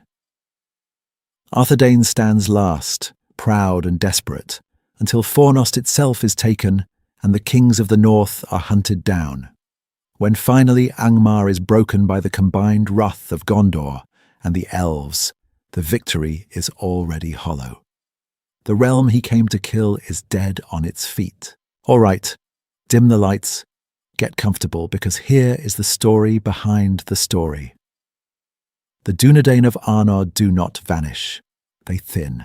They become wandering rangers, grey-cloaked figures on forgotten roads, guarding a world that no longer remembers their crown. The fate of Middle-earth in the Third Age rests partly on their hidden watch, yet that very hiddenness is the Witch King's triumph. His war has turned a kingdom into a rumour. And that's the pattern interrupt Tolkien hides in plain sight. When we first meet Strider by a smoky inn fire, we are looking at the long, cold shadow of one wraith's campaign. What other quiet corners of the tale are really the footprints of the Nazgûl, half erased by time? Nazgûl versus elves, why the firstborn did not tremble so easily. So let's press that question a little further, because there's a quiet contrast Tolkien keeps hinting at. Men flee before the Nine. Hobbits collapse in the road. But the elves, they do not tremble so easily. In the grey mists above the ford of Bruinen, where the ancient road from the Shire bends toward Rivendell, we see it in one blazing moment. 9 black riders on their tall, shadowed horses, a single elf lord standing in their path. And suddenly, the pattern breaks. The ringwraiths who have hunted across half the world, who have driven rangers and hobbits into ditches and behind hedges, fall back before one revealed power. Glorfindel is not merely a skilled warrior with a bright sword. He is an elf of great age, one who has walked in both the seen and the unseen. Tolkien tells us that the Nazgûl are strongest where the worlds overlap, half in the visible realm and half in the grey, hidden unseen. Yet that is precisely the element in which the firstborn are most at home. Their spirits are not thinly tethered to their bodies as the Nazgûl's are, but deeply rooted in Arda itself. So when Glorfindel advances upon them at the ford, shining in Frodo's ring sight like a white flame, the terror runs the other way. The Witch King and his servants feel in him a power that is older than Sauron's dominion in Middle-earth, older than the Third Age, older even than the kingdoms they once ruled as living men. They are creatures of borrowed shadow. He is a being of original light, and this is the story behind the story. Elves have seen worse. They remember Morgoth in the dark of the First Age. They remember Sauron as a fair tempter, then as a warlord, long before he hid behind the Nine. They have watched whole civilizations rise and fall across the centuries. For many of them, the ringwraiths are not an unnameable nightmare, but one more manifestation of an ancient, familiar enemy. Experience does not erase fear, but it can blunt its edge. It can inoculate the heart. That is why, though an elf can be hewn down by a Morgul blade, their inner light is harder to smother. The black breath feeds on despair, on the surrender of the will, on that sense that the fate of Middle-earth is already sealed and lost, yet the firstborn carry within them a resilience, a memory of the blessed realm, that the Nazgûl's grey malice cannot easily unmake.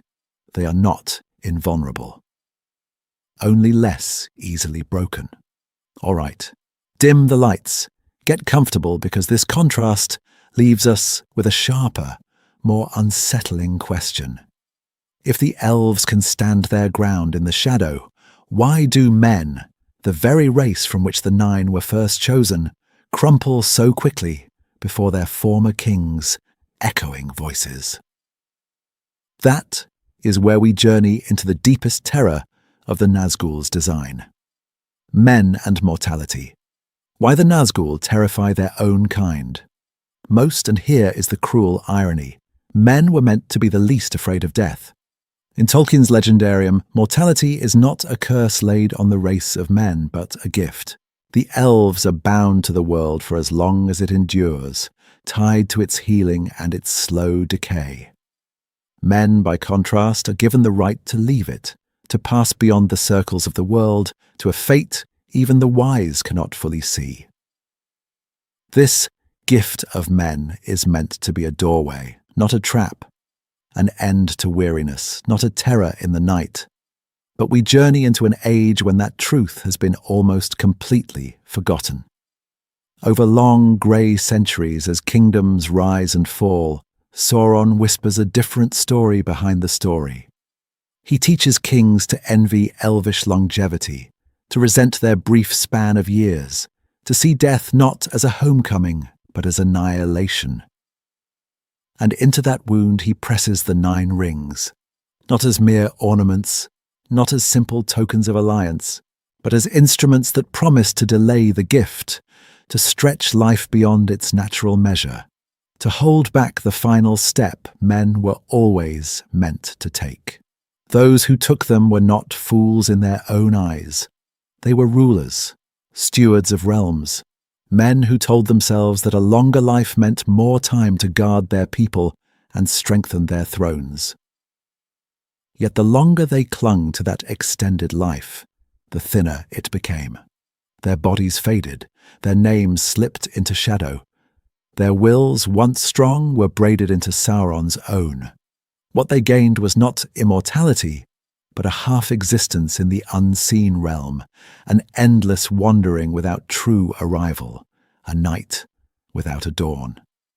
This is why the Nazgûl are especially terrible to men. They are not an alien horror from some distant world. They are what happens when the fear of death wins.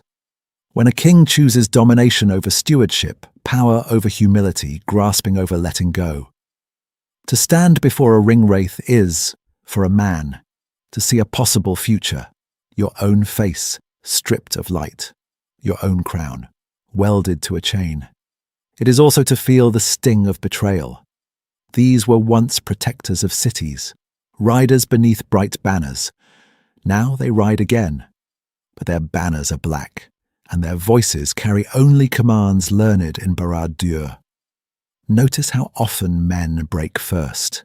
On Weathertop, it is the men of Bree who flee in panic, while hobbits, small and bewildered, still fumble for courage. At the fords of the Bruinen, the riders' cries unman the pursuers of the Dúnedain, even as Frodo, already half in the unseen, can still raise his sword and name Elbereth.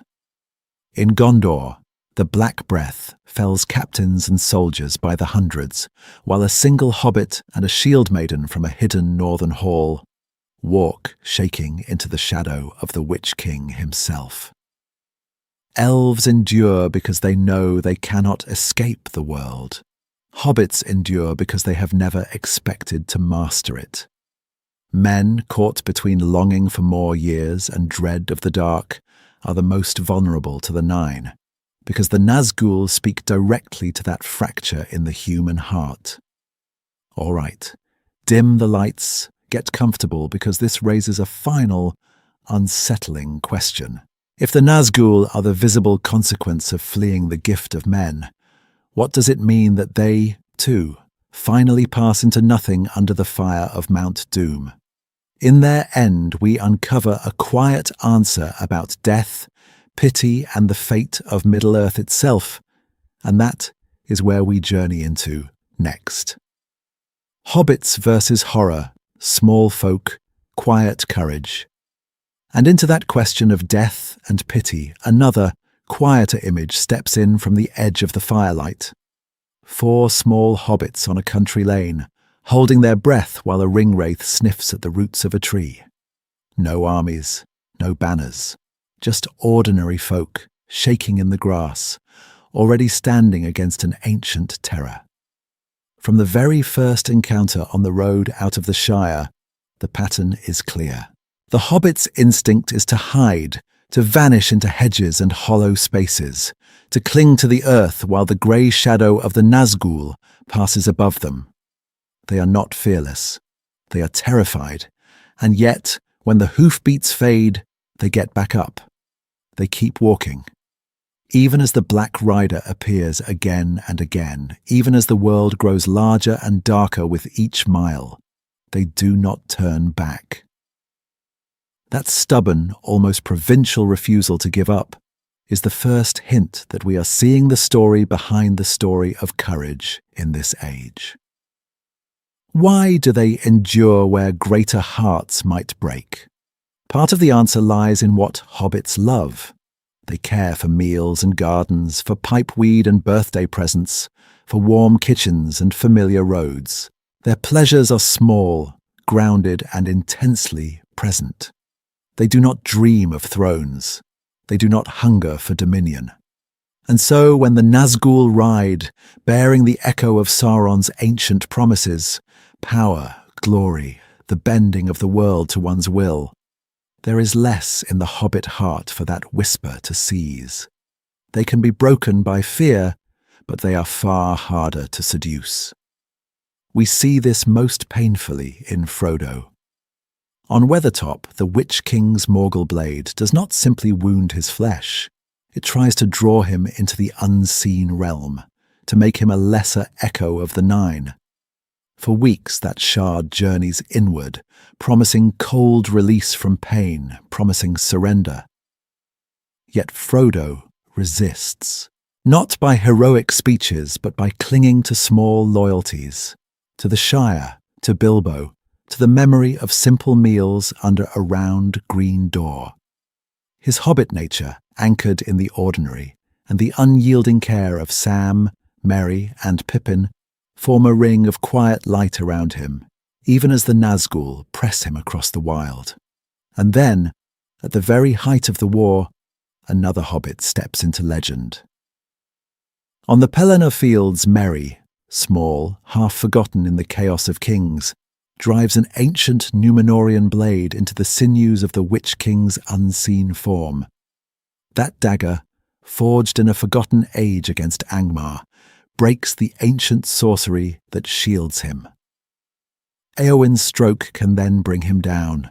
Not a great captain, not an elven lord, but a hobbit, intersecting with old prophecies and hidden weapons, helps unmake the terror that has haunted centuries. Here is the pattern interrupt, for us as much as for the tale. We journey into deep dives into Middle-earth lore, expecting to be great heroes, to see ourselves as Aragorn or Gandalf, shaping the fate of Middle-earth with grand designs. But what if we are meant to be hobbits instead? Ordinary, comfort-loving, easily frightened, and yet capable in small, crucial moments of standing our ground when the grey shadow passes over us. As we follow the Nazgûl to their final unmaking, keep that in mind. The greatest answer to ancient fear may still be found in bare hobbit feet on a dark road. Gandalf's calculus: when to face the Nazgûl and when to flee. So when those bare hobbit feet find themselves on a dark road, what does the grey pilgrim do? Does he simply stride out, staff blazing, and sweep the Nazgûl aside?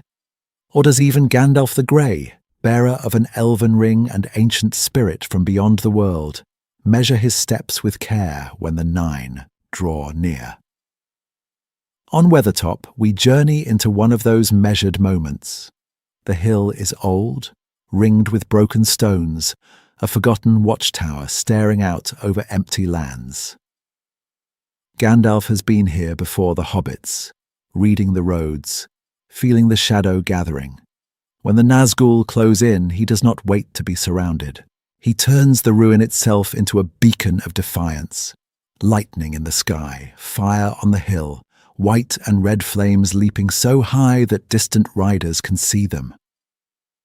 Not a duel of raw power, not a last stand, but a blazing distraction that pulls the ring-wraiths to him and then drives them away into the night. He is not trying to destroy them there. He is trying to buy time, to pull their attention from the ring-bearer, to make the Nazgûl fight light and fire on open ground, rather than press their invisible will against 4 terrified hobbits in the dark. Even for Gandalf, the calculus is clear. Do not let yourself be pinned. Do not be surrounded. Do not give the Nine the stillness and silence in which their fear can seep into every heart. Years later, outside Minas Tirith, that same careful mind stands at a different gate. The Witch King rides beneath a great winged shadow, the chief of the Nine, the terror that broke kingdoms in an earlier age. Gandalf sits upon Shadowfax before the ruined doors of the city, white light in one hand, ancient wisdom in the other. Here he does not flee. Here he chooses to bar the way, because if the Lord of the Nazgûl enters unchecked, the city's courage will shatter before its walls ever fall. This is the story behind the story. A Maya choosing where to spend his strength, not on spectacle, but on the hinge points of mortal hearts. And yet, at the very moment of confrontation, Pippin's cry about Denethor reaches him. Gandalf turns away from the Witch King to save one hobbit and one mad steward from fire. Why? Because his mission is not to match Sauron blow for blow. It is to kindle hope, to preserve those fragile strands on which the fate of Middle-earth hangs. A single life, a single act of mercy can weigh more in that hidden balance than a glorious clash at the gate. All through his wanderings he warns others about the Nazgûl. He speaks of their black breath, of terror that rides before them like a storm wind, of captains who must not look into their eyes or listen to their voices. He knows that courage can fail long before swords cross. So he teaches resistance, not recklessness. If even Gandalf, with Narya on his hand and the West behind his eyes, treats the Nine as enemies to be faced only at chosen moments, what does that tell us about their true standing in Sauron's hierarchy of fear? And if this is how the wise respond to them, what hope can ordinary men and hobbits possibly have when the winged shadows finally pass overhead? Sauron's will made flesh, the Nazgûl as extensions of the eye. So when the winged shadows pass overhead and even the wise draw back, we have to ask, what exactly is moving in that darkness? Orcs can be driven, trolls can be whipped, but the Nazgûl are something else entirely. They are not merely Sauron's servants, they are Sauron extended. In the great hierarchy of fear, most of Sauron's armies obey because they are afraid of pain, or because long habit has hardened them into cruelty. Orcs snarl and squabble, trolls lumber where they are pointed, men of the east and south march for gold or vengeance. Their loyalty is shallow, rooted in this world alone. The Nine, though, are bound in a deeper, older way. Long ago, as kings of men, they took the 9 rings, and through those gifts the one ring reached out like a hook in the soul, drawing them into the unseen realm until their wills and Sauron's will could barely be told apart. And, for long centuries while kingdoms rose and fell, and the memory of Númenor faded into legend, the Nazgûl became his most intimate instruments.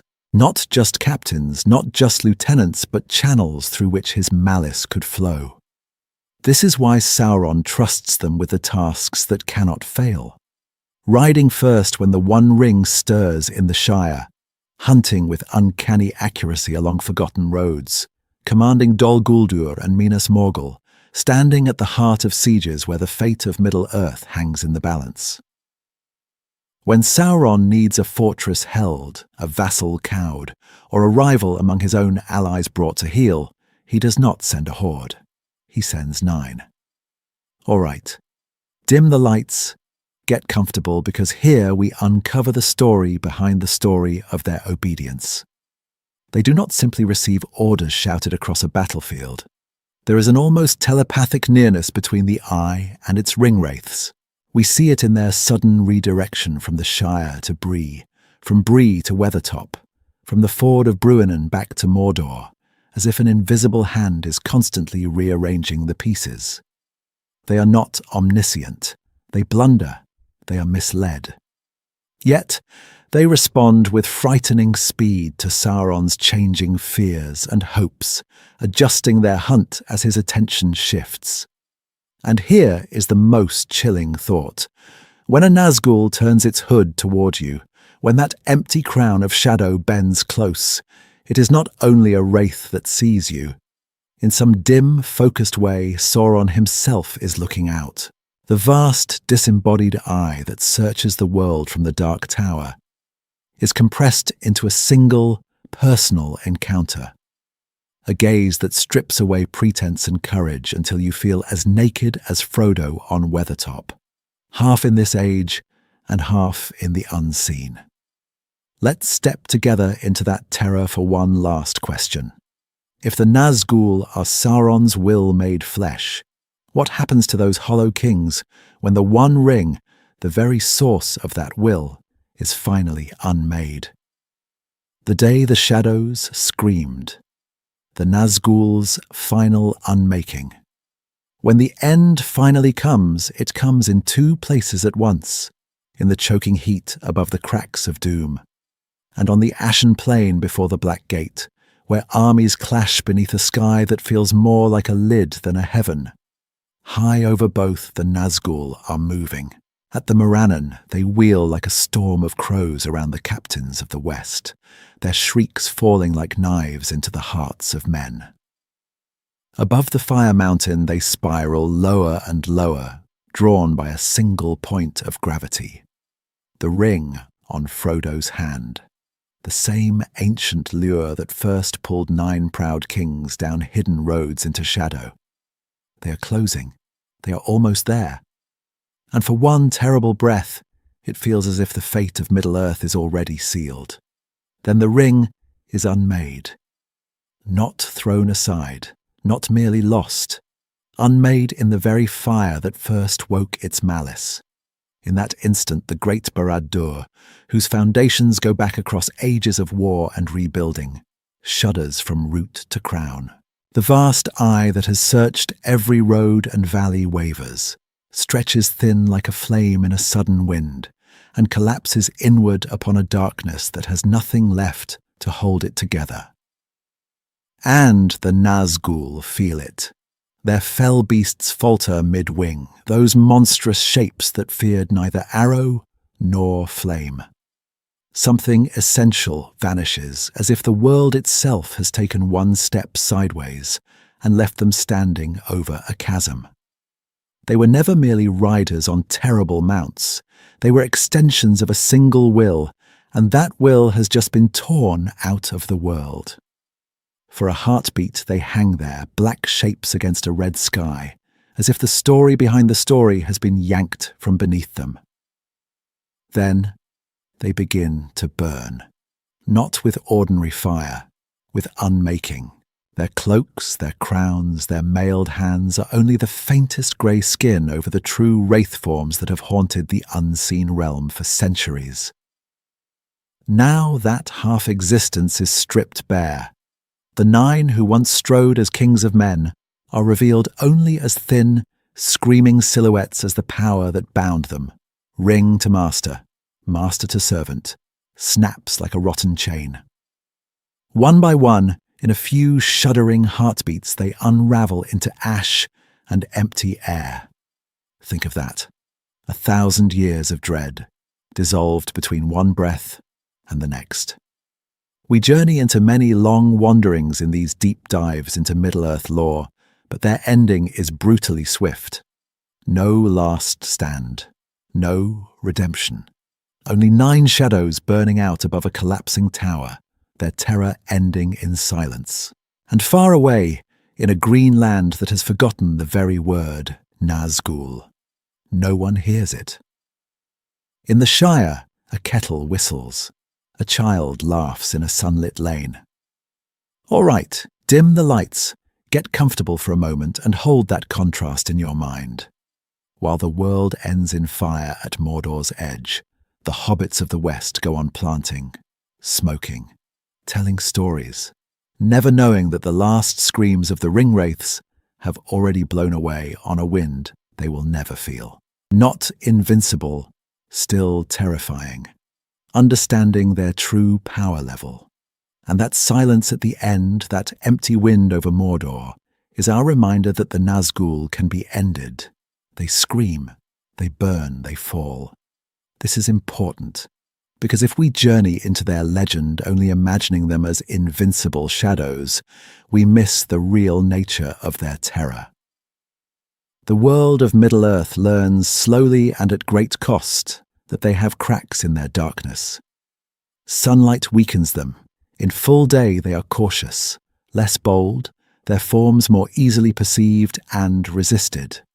Fire drives them back, from Gandalf's blazing staff on the Pelennor to the flaming brands of the hobbits on Weathertop.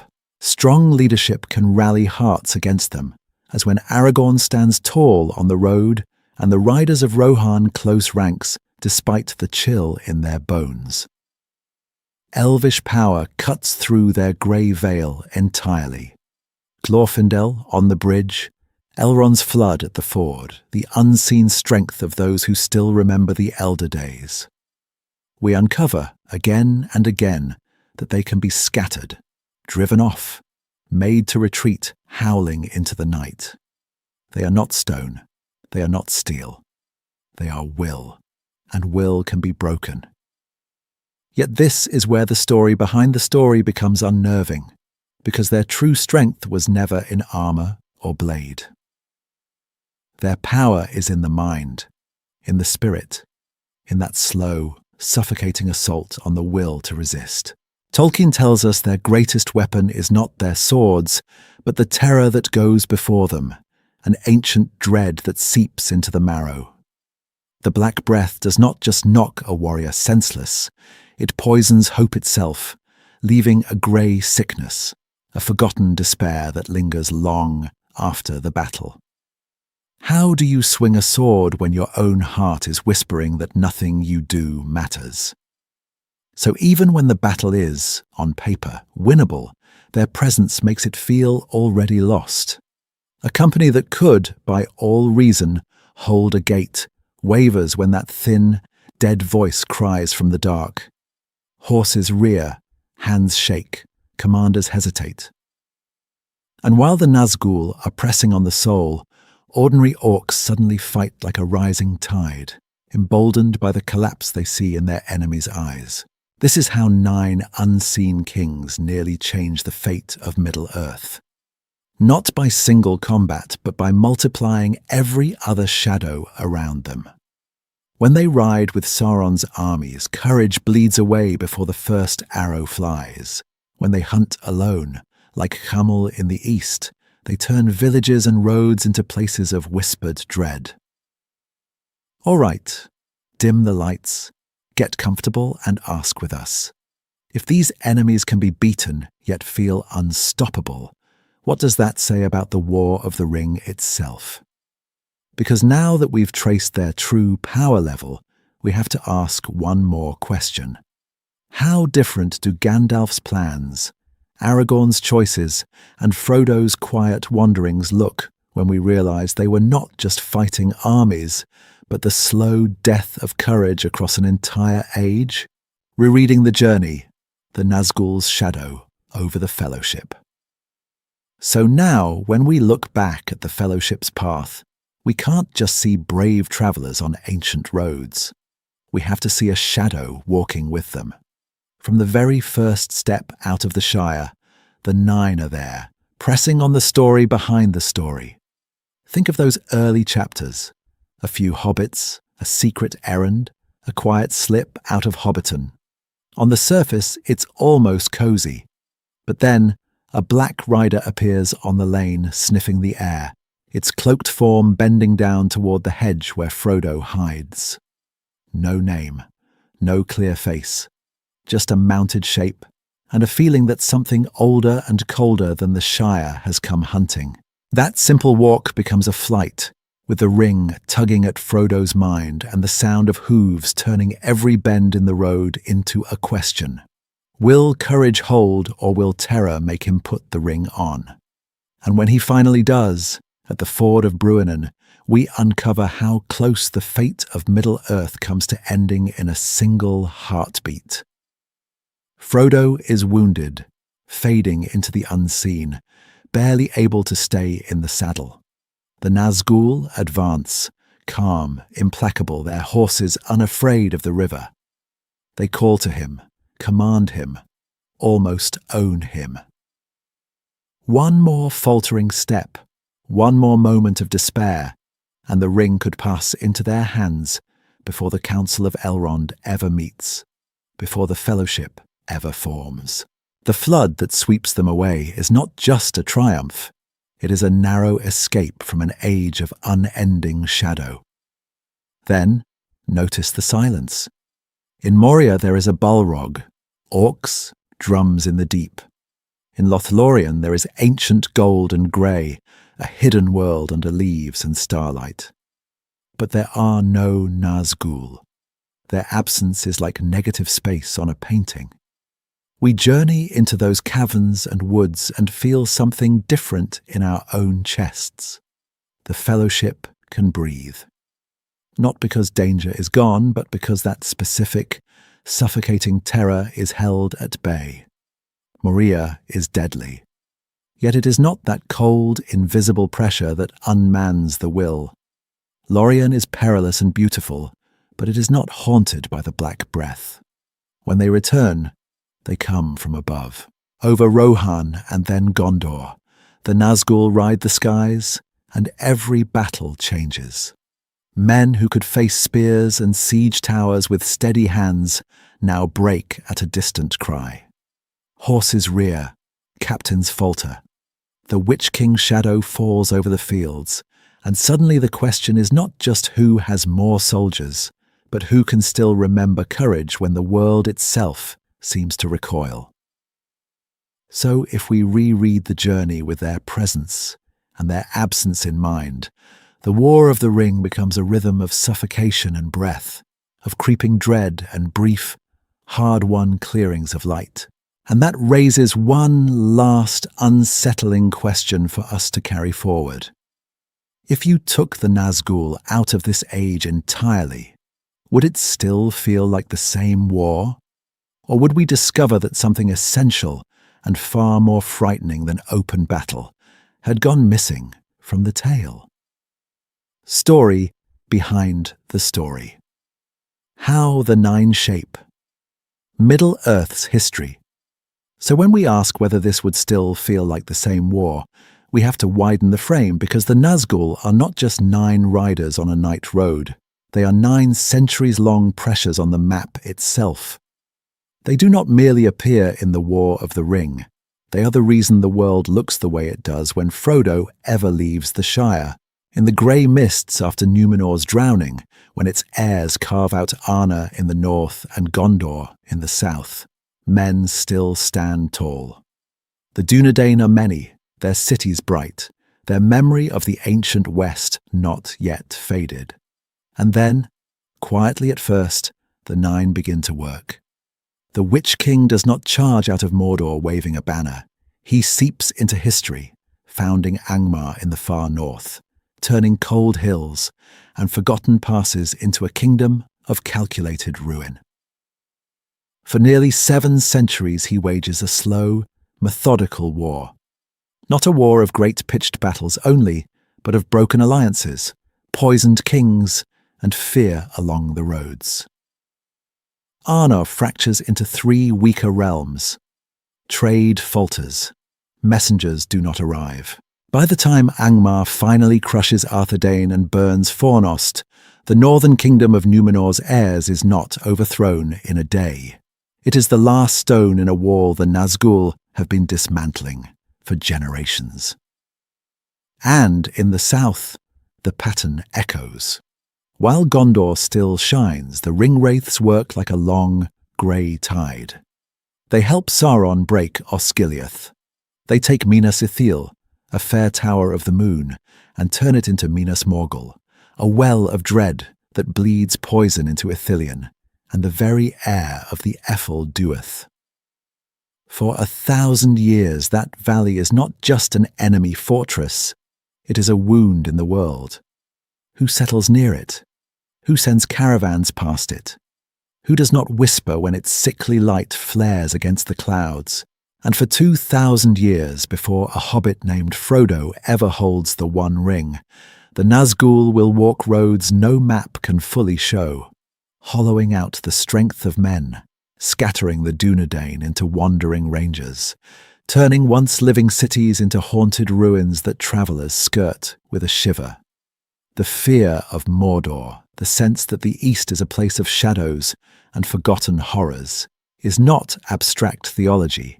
It is the memory of black breath and black banners on the horizon. So, when the Fellowship forms, they are not only resisting Sauron's return, they are pushing against an entire world order of fear the Nine have helped build. A third age in which men distrust each other, in which the North has no king, in which the very idea of standing openly against the Dark Lord feels impossible. That is the story behind the story, the hidden centuries that sit behind every cautious council in Rivendell and every abandoned watchtower on the Greenway. All right, dim the lights, get comfortable for a moment, and play a quiet game of what if with us. Imagine an alternate Middle-earth where those 9 kings never fell. No Angmar to break Arnor, no Minas Morgul to rot Gondor's flank. A strong northern realm beside Rivendell, a Gondor ungnawed by centuries of terror on its doorstep. Does the fate of Middle-earth unfold the same way? Does a hobbit ever need to carry the ring at all? Or does a very different map give rise to a very different kind of war? Nazgûl versus other monsters. Why these wraiths stand apart. And here is where the Nazgûl step out of the crowd of monsters and stand alone. Middle-earth is not short on nightmares. In the deep places of the world, far from any sun, a Balrog wakes to flame and shadow, a relic of an older war. Wings of terror, a whip of fire, a presence that turns the bravest legs to water. One wrong step on a narrow bridge, and you fall with it into the abyss. High in the cold, north, an ancient dragon curls upon a mountain of gold.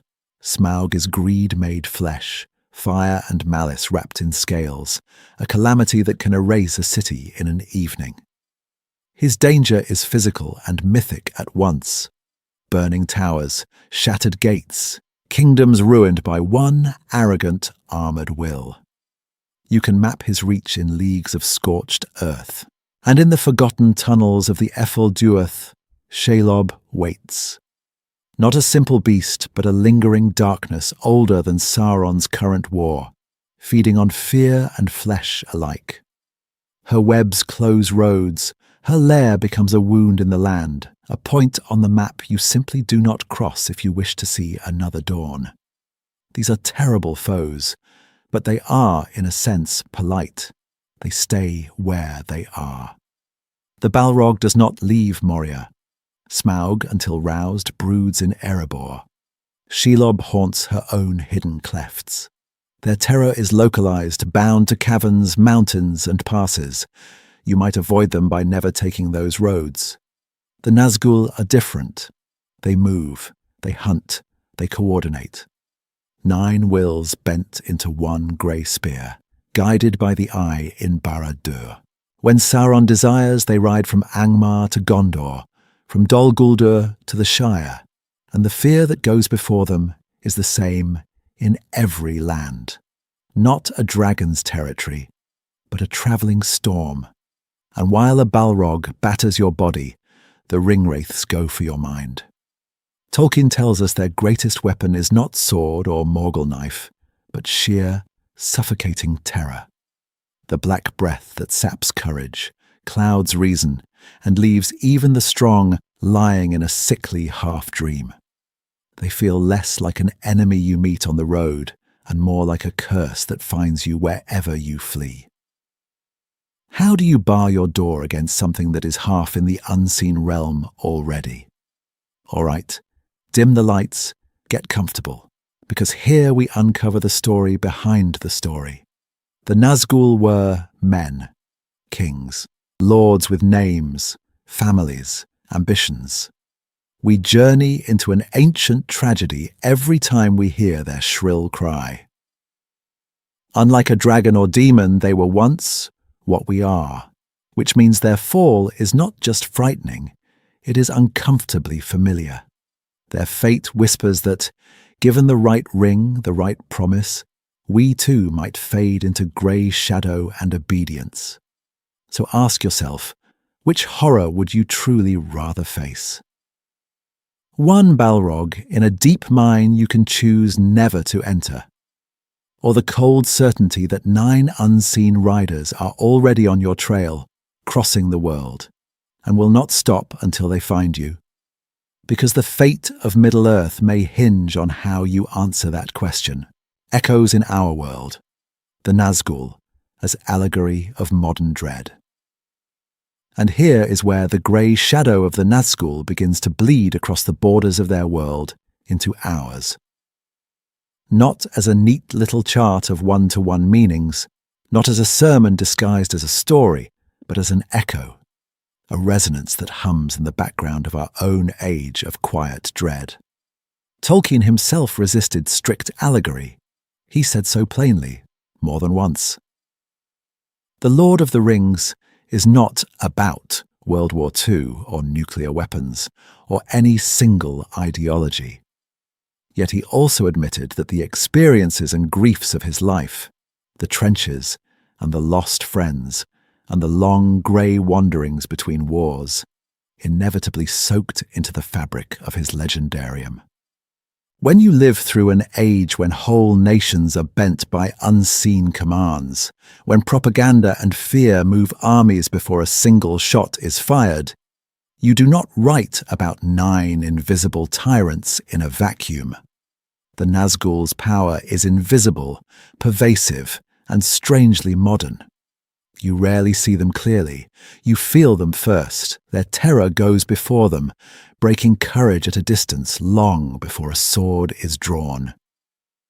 Is that so different from the way many of us feel about surveillance we cannot see? Algorithms we do not understand, systems of control that watch where we walk and what we whisper. You may never stand on a road in the Shire with a ring in your pocket, but you may know the weight of waking up already tired, already watched, already afraid. And then there are the inward Nazgûl. The black breath is described as a spiritual poisoning, despair, numbness, a grey film over joy. How close is that to certain forms of depression or anxiety that do not shout but quietly drain colour from the world? Not a visible wound, not an obvious enemy, but a presence that says, again and again, you cannot.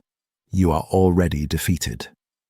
We journey into these hidden battles every day, walking roads no one else can quite see. The ringwraiths do not win by open battle first. They win by making battle feel pointless. They break resistance before the charge. In that, they mirror real tactics we recognize: propaganda that repeats one message until it feels like fate, intimidation that isolates voices one by one, psychological warfare that convinces a people they are alone and abandoned. Sauron sends the Nazgûl ahead of his armies for a reason. Fear softens the ground. But notice how they are answered, not by greater terror, not by a darker ring. They are turned back at the ford by a ranger and a hobbit clinging to a broken sword. They are unmasked on the Pelennor not by a king in golden armour, but by a shield maiden and a hobbit who refuse to accept the script written for them. Again and again, Tolkien shows us that against these ancient shadows, the real counterforce is fellowship, small acts of courage, leaders who kindle hope rather than hoard it. Narya, the Ring of Fire, is given to Gandalf to rekindle hearts, not to burn enemies. All right, dim the lights. Get comfortable for a moment, because here is the pattern interrupt. What is your Nazgûl? Not a person. That would be too easy. A fear, a belief that rides you down in the dark and tells you that resistance is useless. Can you name it? And if you could, what would your inner Gandalf look like, standing on the bridge and saying, "You shall not pass"? What would your Éowyn look like, tearing off the helmet, facing that formless dread and saying, "I am no man"? As we uncover the story behind the story of these 9 riders, we also begin a quiet, modern question. In an age of hidden fears, what shape might your own act of defiance take? Because the fate of Middle-earth, and perhaps the fate of our own inner world, is still being written in those small, unseen choices. From terror to pity, seeing the Nazgûl as tragic figures. So let's turn the lantern a little. We've stood in their shadow, felt the chill of their voices on the road to Bree, watched them ride down out of the grey night. But who were these 9 before the cloaks and the crowns of terror, before the world forgot their names and only remembered their fear? In the elder days of the Second Age, they are kings of men, not cowards, not gibbering cultists in some hidden pit. They are war leaders and lawgivers, guardians of fragile realms caught between ancient powers. Some defend mountain passes against orcs. Some watch long coasts where corsairs may come. Some rule rich river vales that have already seen one Dark Lord rise and fall. They want what nearly every ruler in Middle-earth claims to want: peace for their people, security for their borders, a legacy that outlasts their brief human years. And into that understandable desire, Sauron walks with a smile. Not a black tower yet, not a flaming eye, but a fair-seeming lord bearing gifts. 9 rings wrought with subtle power, offered not as chains, but as rewards. Longer life, so you can finish the work you began. Clearer sight, so you can perceive threats before they bloom. Greater majesty, so your word carries weight and your enemies tremble. We journey into the story behind the story here. The corruption does not begin with cackling, but with flattery.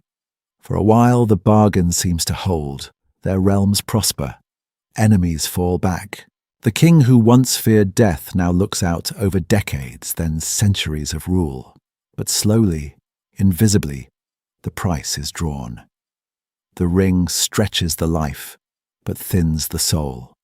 The king walks both the seen and the unseen until the seen grows grey and distant and the unseen grows sharp and irresistible. What began as noble desire for strength becomes obsession with power, then terror of losing it, then a hollow, obedient will waiting for a stronger voice to command. And when Sauron forges the one, that voice arrives. Their rings answer his. Whatever freedom remained is pulled tight like a noose. Yet Tolkien hints at something terrible, that the original men are not entirely gone. When Frodo wears the ring on Weathertop, he sees pale kings in ancient mail, not faceless voids. Imagine then a mind trapped behind its own scream, aware of its atrocities, unable to stop the hand that wields the Morgul blade. This is not just monstrosity. It is unending torment. Here we uncover one of Tolkien's quiet themes. The Nazgûl, like Gollum, are warnings as much as they are enemies. They show us what happens when desire for good things, safety, honor, endurance, refuses any limit, refuses any higher will than its own. Pity, Gandalf tells us, stayed Bilbo's hand. Could a sliver of that same pity reach even these 9, riding beneath the shadow of their master? All right, dim the lights, get comfortable. Because if we can see even a flicker of tragedy in the ringwraiths, then we have to ask a harder question. When their cries are finally swept away in the ruin of the Third Age, are we only meant to cheer or to shudder at what it costs to unmake them? And if their destruction is not just victory but a kind of mercy, what does that reveal about the fate of Middle-earth itself? Why their end matters, the moral of the 9's disappearance. So when the ring finally falls into the fire and Barad-dûr cracks like an ancient tooth, the Nazgûl are not cut down in some glorious last stand. They are not slain by shining blades upon a battlefield. They are unmade. In that moment over Mordor, as their fell beasts wheel and scream above the erupting mountain, we are watching a terrible accounting. For more than 3,000 years they have leaned their whole weight on one power, one will, one golden circle of domination. When that is taken away, there is nothing underneath. No courage, no kingdom, no self that can stand without the ring's command. This is the story behind the story of their end. Tolkien is showing us, very quietly, that evil does not possess a true foundation of its own. The Nine once ruled real lands, loved real gold, walked real roads under the sun. But as ring-wraiths they exist only as extensions of Sauron's thought, tethered to the One like shadows to a body. Remove the body, and the shadow cannot remain. Tolkien wrote again and again that evil is parasitic. It cannot make, it can only mar. The Nazgûl are Exhibit A. Their terror depends on the good it devours, the bravery it corrodes, the free will it chains, the ancient dignity of men it hollows out and wears like a mask. When Sauron's power collapses, there is no independent reality for them to fall back on, because they long ago traded their being for borrowed might. And yet, in that annihilation, there is a strange, grey mercy. Whatever shreds of the original kings still lingered, half-conscious in the unseen realm, are finally released.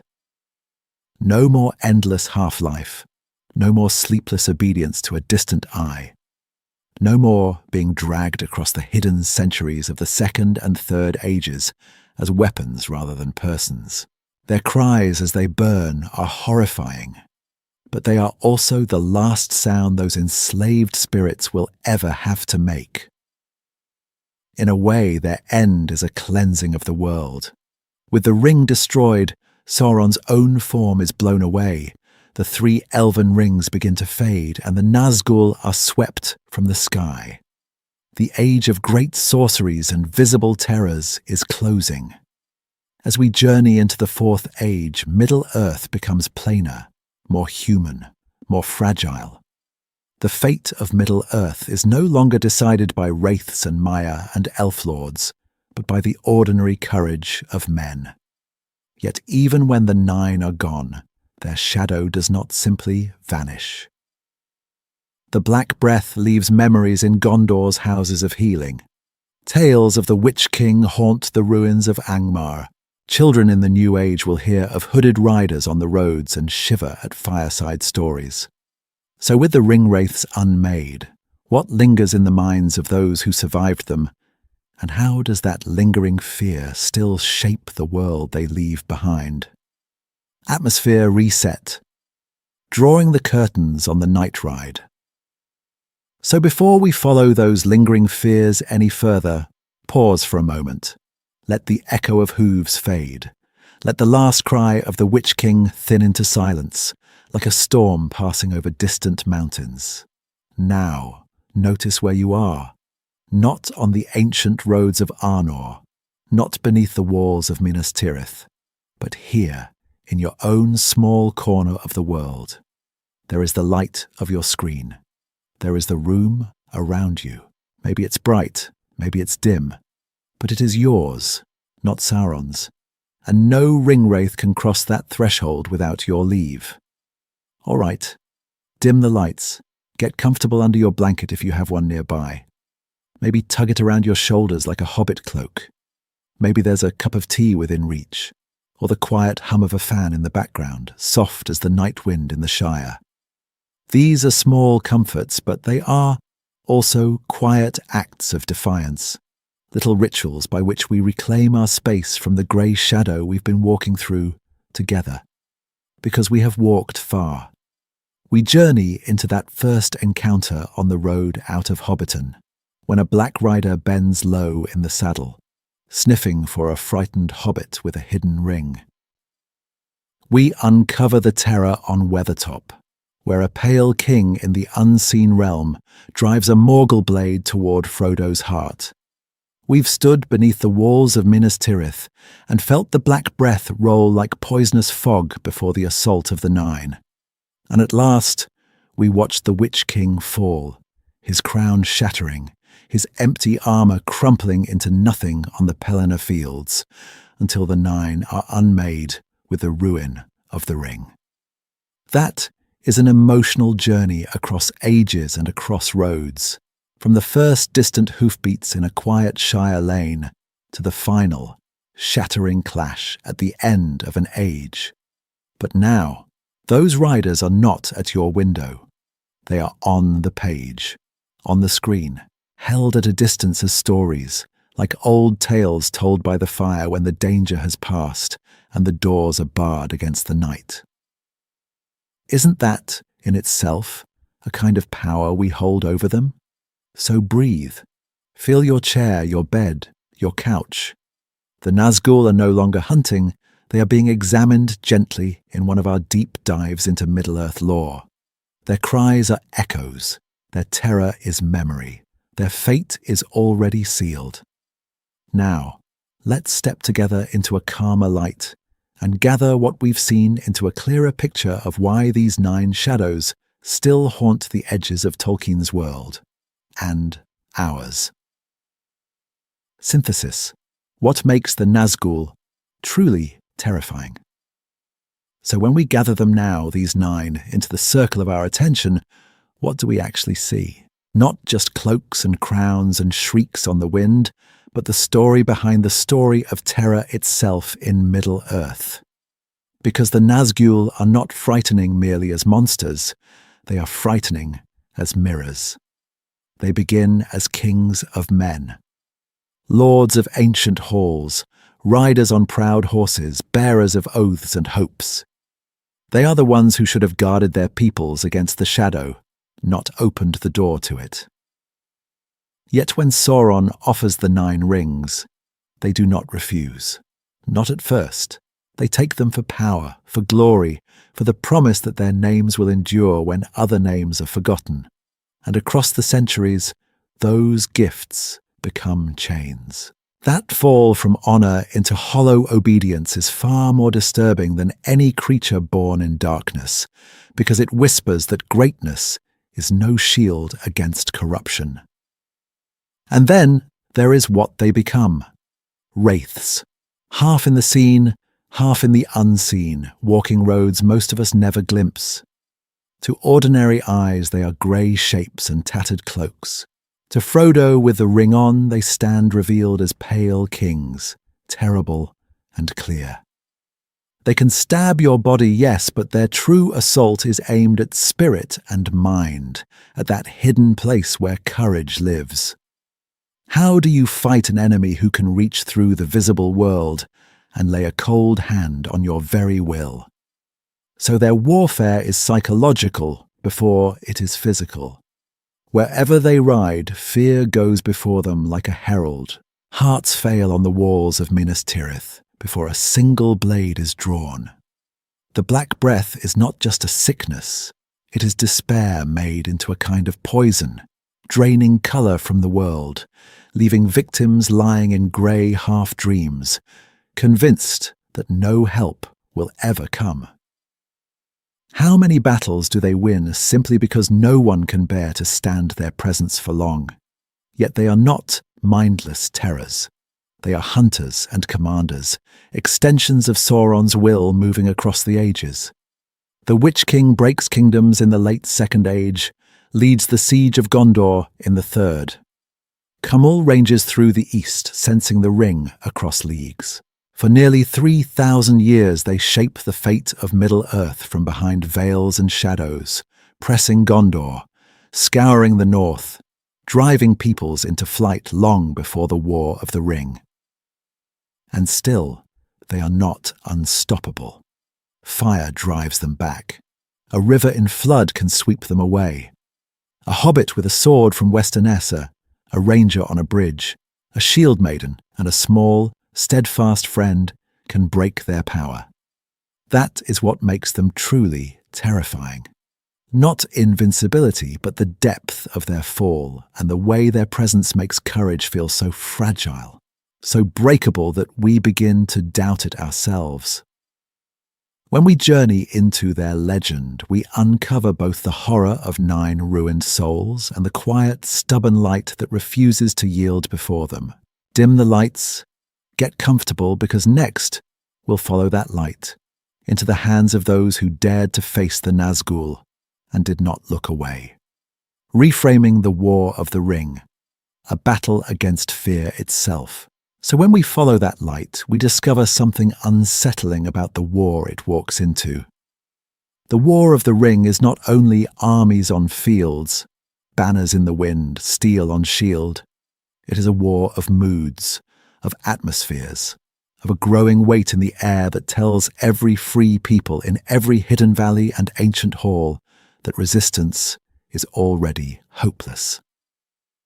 This is the story behind the story of the Nazgûl. Sauron does not fling them into battle merely as elite shock troops. He sends them ahead as a grey tide of dread. He knows that if the will breaks before the swords are drawn, the battle is already won. Their coming to the Shire, their hunt along the roads, is strategy. Make the smallest folk in the world feel that even running is useless. At Osgiliath, at Minas Tirith, they circle above like vultures, and men throw down their weapons before a blade has touched them. Terror is his spearhead. And yet, in moment after moment, we uncover that the great turning points of this age are victories over fear as much as over flesh. Think of the ford of Bruinen. The Black Riders have nearly taken Frodo. His friends are scattered and powerless. But Frodo, already wounded, already half in the unseen, musters one last defiance, naming himself a servant of the secret fire. The river rises, yes, but the real victory is that he does not yield his will. A hobbit on a pony, shaking, still says no. On the Pelennor fields the pattern deepens. The Witch King rides before his hosts, and Tolkien tells us that no living man may hinder him. That sounds like brute invincibility, but watch how the scene unfolds. Theoden's riders falter under the black breath, their courage withering. Then Gandalf has already stood in the gate at dawn, a lone white figure against the shadow, and later Éowyn throws off her helm, names herself not a man but a shield maiden of Rohan, and stands her ground. The Witch King is slain by blade and by prophecy, yes, but first by the refusal of a young woman and a hobbit to let terror define the limits of what they dare. Even at the Morannon, where the West marches out beneath a lid of cloud to certain death, the struggle is inward.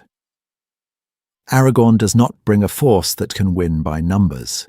He brings a banner, a name, a visible act of saying, "We will stand here at the very teeth of Mordor, so that 2 small figures might have a chance." Is that military strategy, or is it a deliberate blow against the story of inevitable defeat that the Nazgûl have been whispering into the world for centuries? In that sense, Gandalf, Aragorn, Éowyn, and the hobbits become a kind of anti-Nazgûl. Where the ringwraiths unmake resolve, these few kindle it. Gandalf's true power is not fire and lightning, but Narya, the ring of fire, strengthening hearts against despair. Aragorn walks the paths of the dead, not as a terror, but as a king who turns fear into allegiance.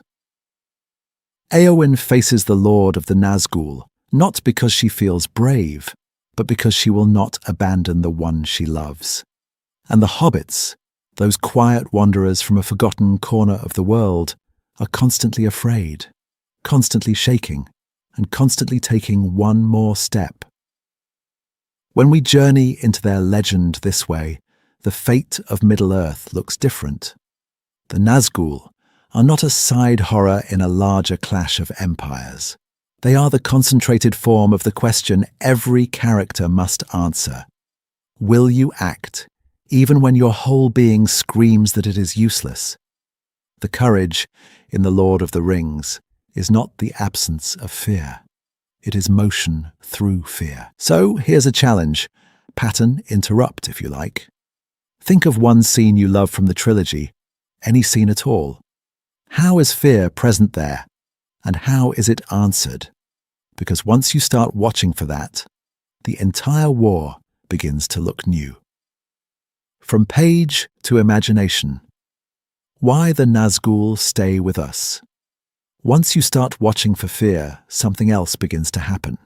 Faces fade, armor blurs, and what remains with you, lingering in the grey corners of your mind, long after you close the book or the film fades to black, are those 9 shadows on black horses.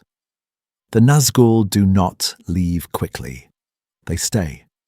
Part of their power is how little Tolkien actually gives us. Cloaks, helms, a crown on an invisible head, a hand in a mailed glove holding a knife that drinks in the light. That's it. No catalogue of features, no neat sketch to pin them down. And because the page is so bare, your imagination rushes in like a cold wind, filling the gaps with whatever you personally fear most. For one reader, they're skeletal kings. For another, they're eyeless hunters. For you, perhaps, they're the sound of hooves on a dark road when you are walking home alone. And then, we journey into the wider world, beyond the printed page. In the films, they become shrieking phantoms, their cries like metal tearing, their presence a physical weight that bends the air. In paintings and game art, they're sometimes tragic kings in ancient mail, sometimes faceless enforcers, blank masks over nothing at all. Game adaptations turn them into relentless boss fights, riding winged beasts across a dead sky. Each version chooses an angle, terror, tragedy, authority, and none of them cancel the others out. They just circle the same hidden core. Because beneath the theatrics, the Nazgûl work on us at a quieter level. They are mythic and intimate at once. On one hand, they ride out of forgotten centuries, lieutenants of Sauron who helped break kingdoms in the Second Age, nearly shaping the fate of Middle-earth before any Hobbit tale was ever told.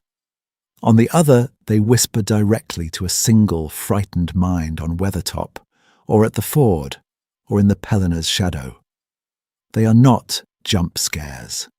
They are the slow, suffocating certainty that something has seen you, marked you, and will not stop. And in them, the story behind the story of Tolkien's themes comes into sharp, icy focus. They are what happens when power promised life and delivered a half-existence instead. They are the fear of death, twisted into an endless grey wanderings in the unseen realm. Yet against them stand not great armies first, but small courage. A hobbit on a road in the Shire, a ranger with a broken sword, a woman of Rohan facing the Witch King in defiance. Through their rise and fall, we uncover corruption, terror, resilience, and the final, necessary defeat of evil. So when you hear hooves in a story's dark or feel that sudden chill of an unseen watcher and glance back over your shoulder, ask yourself, what old shadow is riding by? Because somewhere on some page, in some film frame, a fragment of the Nazgûl is still passing, and we are not done following their road just yet. Channel Hearthfire, inviting you into the storyteller's circle. And as that shadow passes, as the echo of their hooves fades into the back of your mind, let's do something a little gentler. Let's pull back from the storm and sit for a moment by the fire together. Because there's a quiet truth here in this age of the world, a great many of you who wander these roads with us, who watch nearly every episode, who know the hidden centuries better than most, are not actually subscribed. You return again and again, like a grey wanderer slipping into an inn at dusk, but you never quite put your name in the book, and your presence, your simple decision to subscribe, is exactly what lets us attempt deep dives into Middle-earth lore like this one, tracing Nazgûl and wizards and forgotten kings across thousands of years. All right, dim the lights, get comfortable under your blanket. Maybe you're listening on a late-night study break or with the rain at the window, or through headphones on a long, weary commute. Wherever you are, let's step together into this storyteller's circle.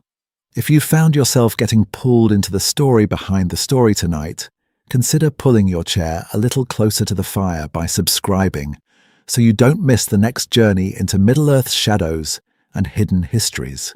Because this isn't just a channel. Over time, it has become a small fellowship, scattered across the world, meeting in the same imagined room. Some of you write from Brazil and say you listen while the city hums outside your window. Others are in India, letting these tales keep you company on crowded trains. Some of you are in quiet northern winters, watching long after midnight while the house sleeps. When you tell us where and when you're listening, you make that invisible circle visible, and we uncover just how far these old roads really run. So I'd love to hear from you. Which Nazgûl moment unsettled you the most? And do you feel them more as monsters or as tragic kings who walk too far into the grey? Was it the Witch King on Weathertop? Camul hunting the Shire in that first, suffocating night? Or the Black Captain before Minas Tirith? Tell your story in the comments, and let's see how the same ancient terror lands differently in each of our hearts. And while you're there, let us know where you're watching from and what this particular age of your life looks like. Late night revision, quiet weekend, long drive through the dark. In that way, your likes, your comments, your shares become more than numbers. They kindle a little more light for the channel, helping these tales find others who might need a companion on the road. All right, the fire is burning steadily now. Let's turn back toward the 9 and follow them into even deeper shadow, teasing the next shadow, where our journey goes. After the 9, we've walked beside the 9 now, felt their presence at the edge of the road, heard the hollow echo of hooves in the dark. But if we stop with the ring-wraiths themselves, we miss the deeper current that made them possible in the first place. Because the Nazgûl are not just monsters on black horses, they are the bill that comes due for ancient choices, for rings forged in secret fire, and empires that thought they could master the shadow. So where do we journey into after this? Naturally, back to the Forge. If you want to understand why 9 kings of men could be unmade into wraiths, you have to stand with Sauron in Eregion, watching him whisper to Celebrimbor, learning the art of ringcraft. In our deep dives into Middle-earth lore on the forging of the rings, we uncover the slow seduction, how the 9 were tuned to the desires of men, how the one was built as a net to catch them. The terror of the Nazgûl is the story behind the story of the Second Age itself. From there, the road bends west, across the sea roads of Ar-Pharazôn and the grey doom of Númenor. Those 9 kings did not rise in a vacuum. They came from an age where men tried to storm the very barn of the Valar. A fall like that leaves cracks in the world, and Sauron is very good at pouring himself into cracks. If you've seen our Númenor episode, you know how the pride of that island becomes the seedbed for fear, for death dread, for the kind of men who would grasp at a ring and never let go. The Nazgûl are the echo of that drowning. And then there is Gandalf, walking the long grey centuries, contesting the shadow long before Frodo ever leaves the Shire. In our video on Gandalf's forgotten wanderings, we traced how he probes Dol Guldur, how he recognizes the necromancer as Sauron, how every quiet visit to a hobbit hole is actually a move in a war against wraiths and worse. When we explore the metaphysics of the One Ring in another episode, that's not abstract philosophy. It's the key to why a being half in the unseen realm can stab you once and let the wound haunt your fate for years. But the Nazgûl are not the only quiet terror on the map. In a coming episode, we'll turn our lantern toward their spiritual cousins, the Barrow-wights of the Barrow Downs, or the dead men of Dunharrow, oathbreakers bound to the mountains. They don't ride out in great wars, yet they chill the blood in a different way. What happens to a world when the dead will not stay in their graves? And this is where you come in. Which corner of Tolkien's legendarium should we step together into next? The hidden centuries of the Second Age in the East, following Khamûl's shadowed wanderings? A closer look at the Black Breath as a kind of spiritual disease? Leave your paths and proposals in the comments. We read them, we map them, we follow them. All right, imagine just for a moment that same empty road we began with. No Black Rider, no ringing cry, only wind in the hedges and the soft creak of branches. The hooves are gone at last. The night is still, and the world waits very quietly for the next shadow to move. Closing the book, a final word on fear and the Nine. So here in this stillness we can finally ask, what exactly makes the Nazgûl so terrifying that even their memory leaves a grey taste in the mind? Not just the cloaks, not just the cries, but the revelation that they are what happens when fear and the lust for control are allowed to rule completely.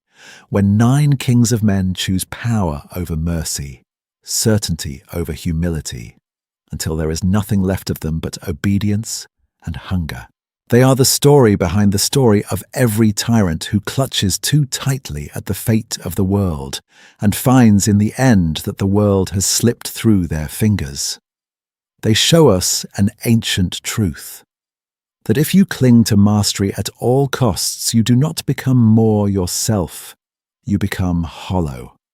The Witch King, Khamûl, the hidden lords of the East and South, once they walked bright roads, once they ruled real kingdoms, and now they are only outlines in the unseen realm, half-heard voices on the edge of a nightmare.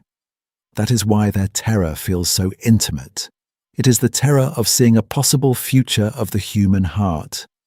And yet, Tolkien will not leave us there, he never does. For all the black breath and poisoned blades, the Nazgûl belong to a world in which shadows can be faced and overcome, not by flawless champions descending from the west, but by frightened, stubborn, very ordinary people who keep choosing courage. A ranger with no crown, standing alone on Weathertop, a hobbit who can barely hold his sword, crying out on the Pelennor, a shield maiden who has been told her whole life that her road must lead nowhere. These are the ones who break the spell. So what lesson do we carry from their wanderings into our own age? Perhaps only this: fear is real. It is not weakness to feel it. The Nazgûl teach us that terror can ride you down, fill your lungs, freeze your will. But they also whisper, unintentionally, that fear is not the final word. Even a small light can hold its ground in a great darkness. A single word spoken in kindness. A promise kept when it would be easier to turn away. A quiet no to a voice that says, you must control or be destroyed. Those are our Athelas leaves on the pillow. So dim the lights, get comfortable under your blanket for just a moment longer.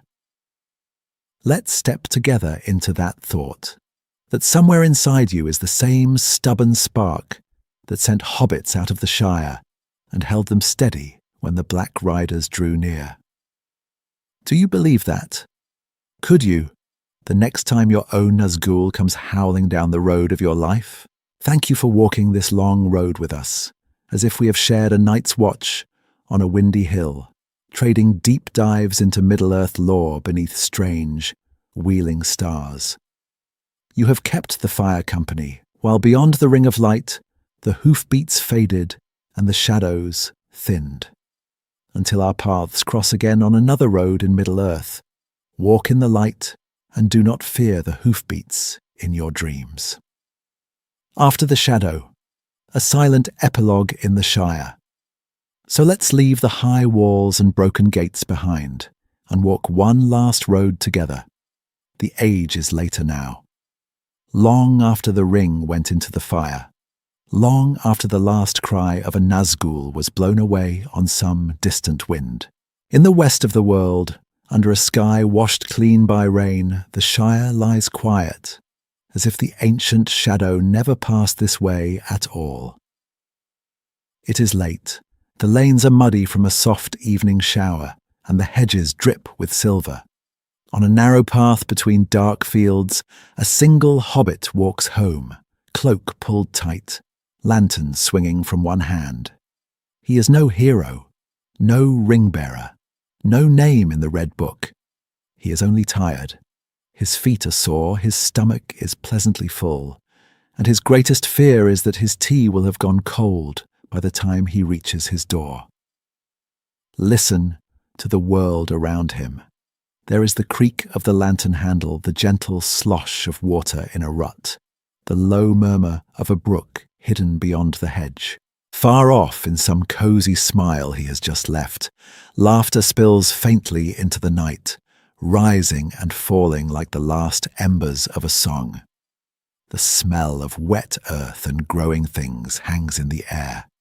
Turnip tops, damp clover, the sweet, clean scent of the rain-soaked grass that has never known the black breath. Once, these same roads shivered under iron-shod hooves. Once, a black rider halted at a bend not far from here and leaned from the saddle, invisible eyes searching, breath rasping, hunting for a hobbit with a burden that could decide the fate of Middle-earth. Once, terror went before them, and even the bravest felt their will falter. Now, only frogs call from a ditch, and an owl shifts on a branch, blinking at the passing light. The Nazgûl's story is over. Their crowns are ash, their cloaks scattered on the wind, their thin, piercing voices forgotten by all but a few who wake sometimes at night, and cannot say why their hearts are pounding. No more cries on the wind. No more shapes like tattered shadows at the edge of sight. No more hoofbeats in the dark. Our hobbit pauses at a small green door half buried in the hill. He fumbles for the key, the lantern flame painting a golden circle on the damp wood. Behind him, the lane runs back into the grey, secret wanderings of history. Before him, a warm line of light glows under the door, and the faint rattle of crockery and humming of a simple tune reach his ears. He smiles, he turns the key. The round door swings inward, and for a moment we see it all. The fire on the hearth, the kettle beginning to steam, the worn chair waiting by the rug. Then the door closes with a soft, final click, shutting out the ancient shadow. In the end, the nine could not master this. A small light, a stubborn home, a quiet night in a forgotten corner of the world. If you'd like to journey into more of the hidden centuries and uncover the story behind the story, stay with us on this road.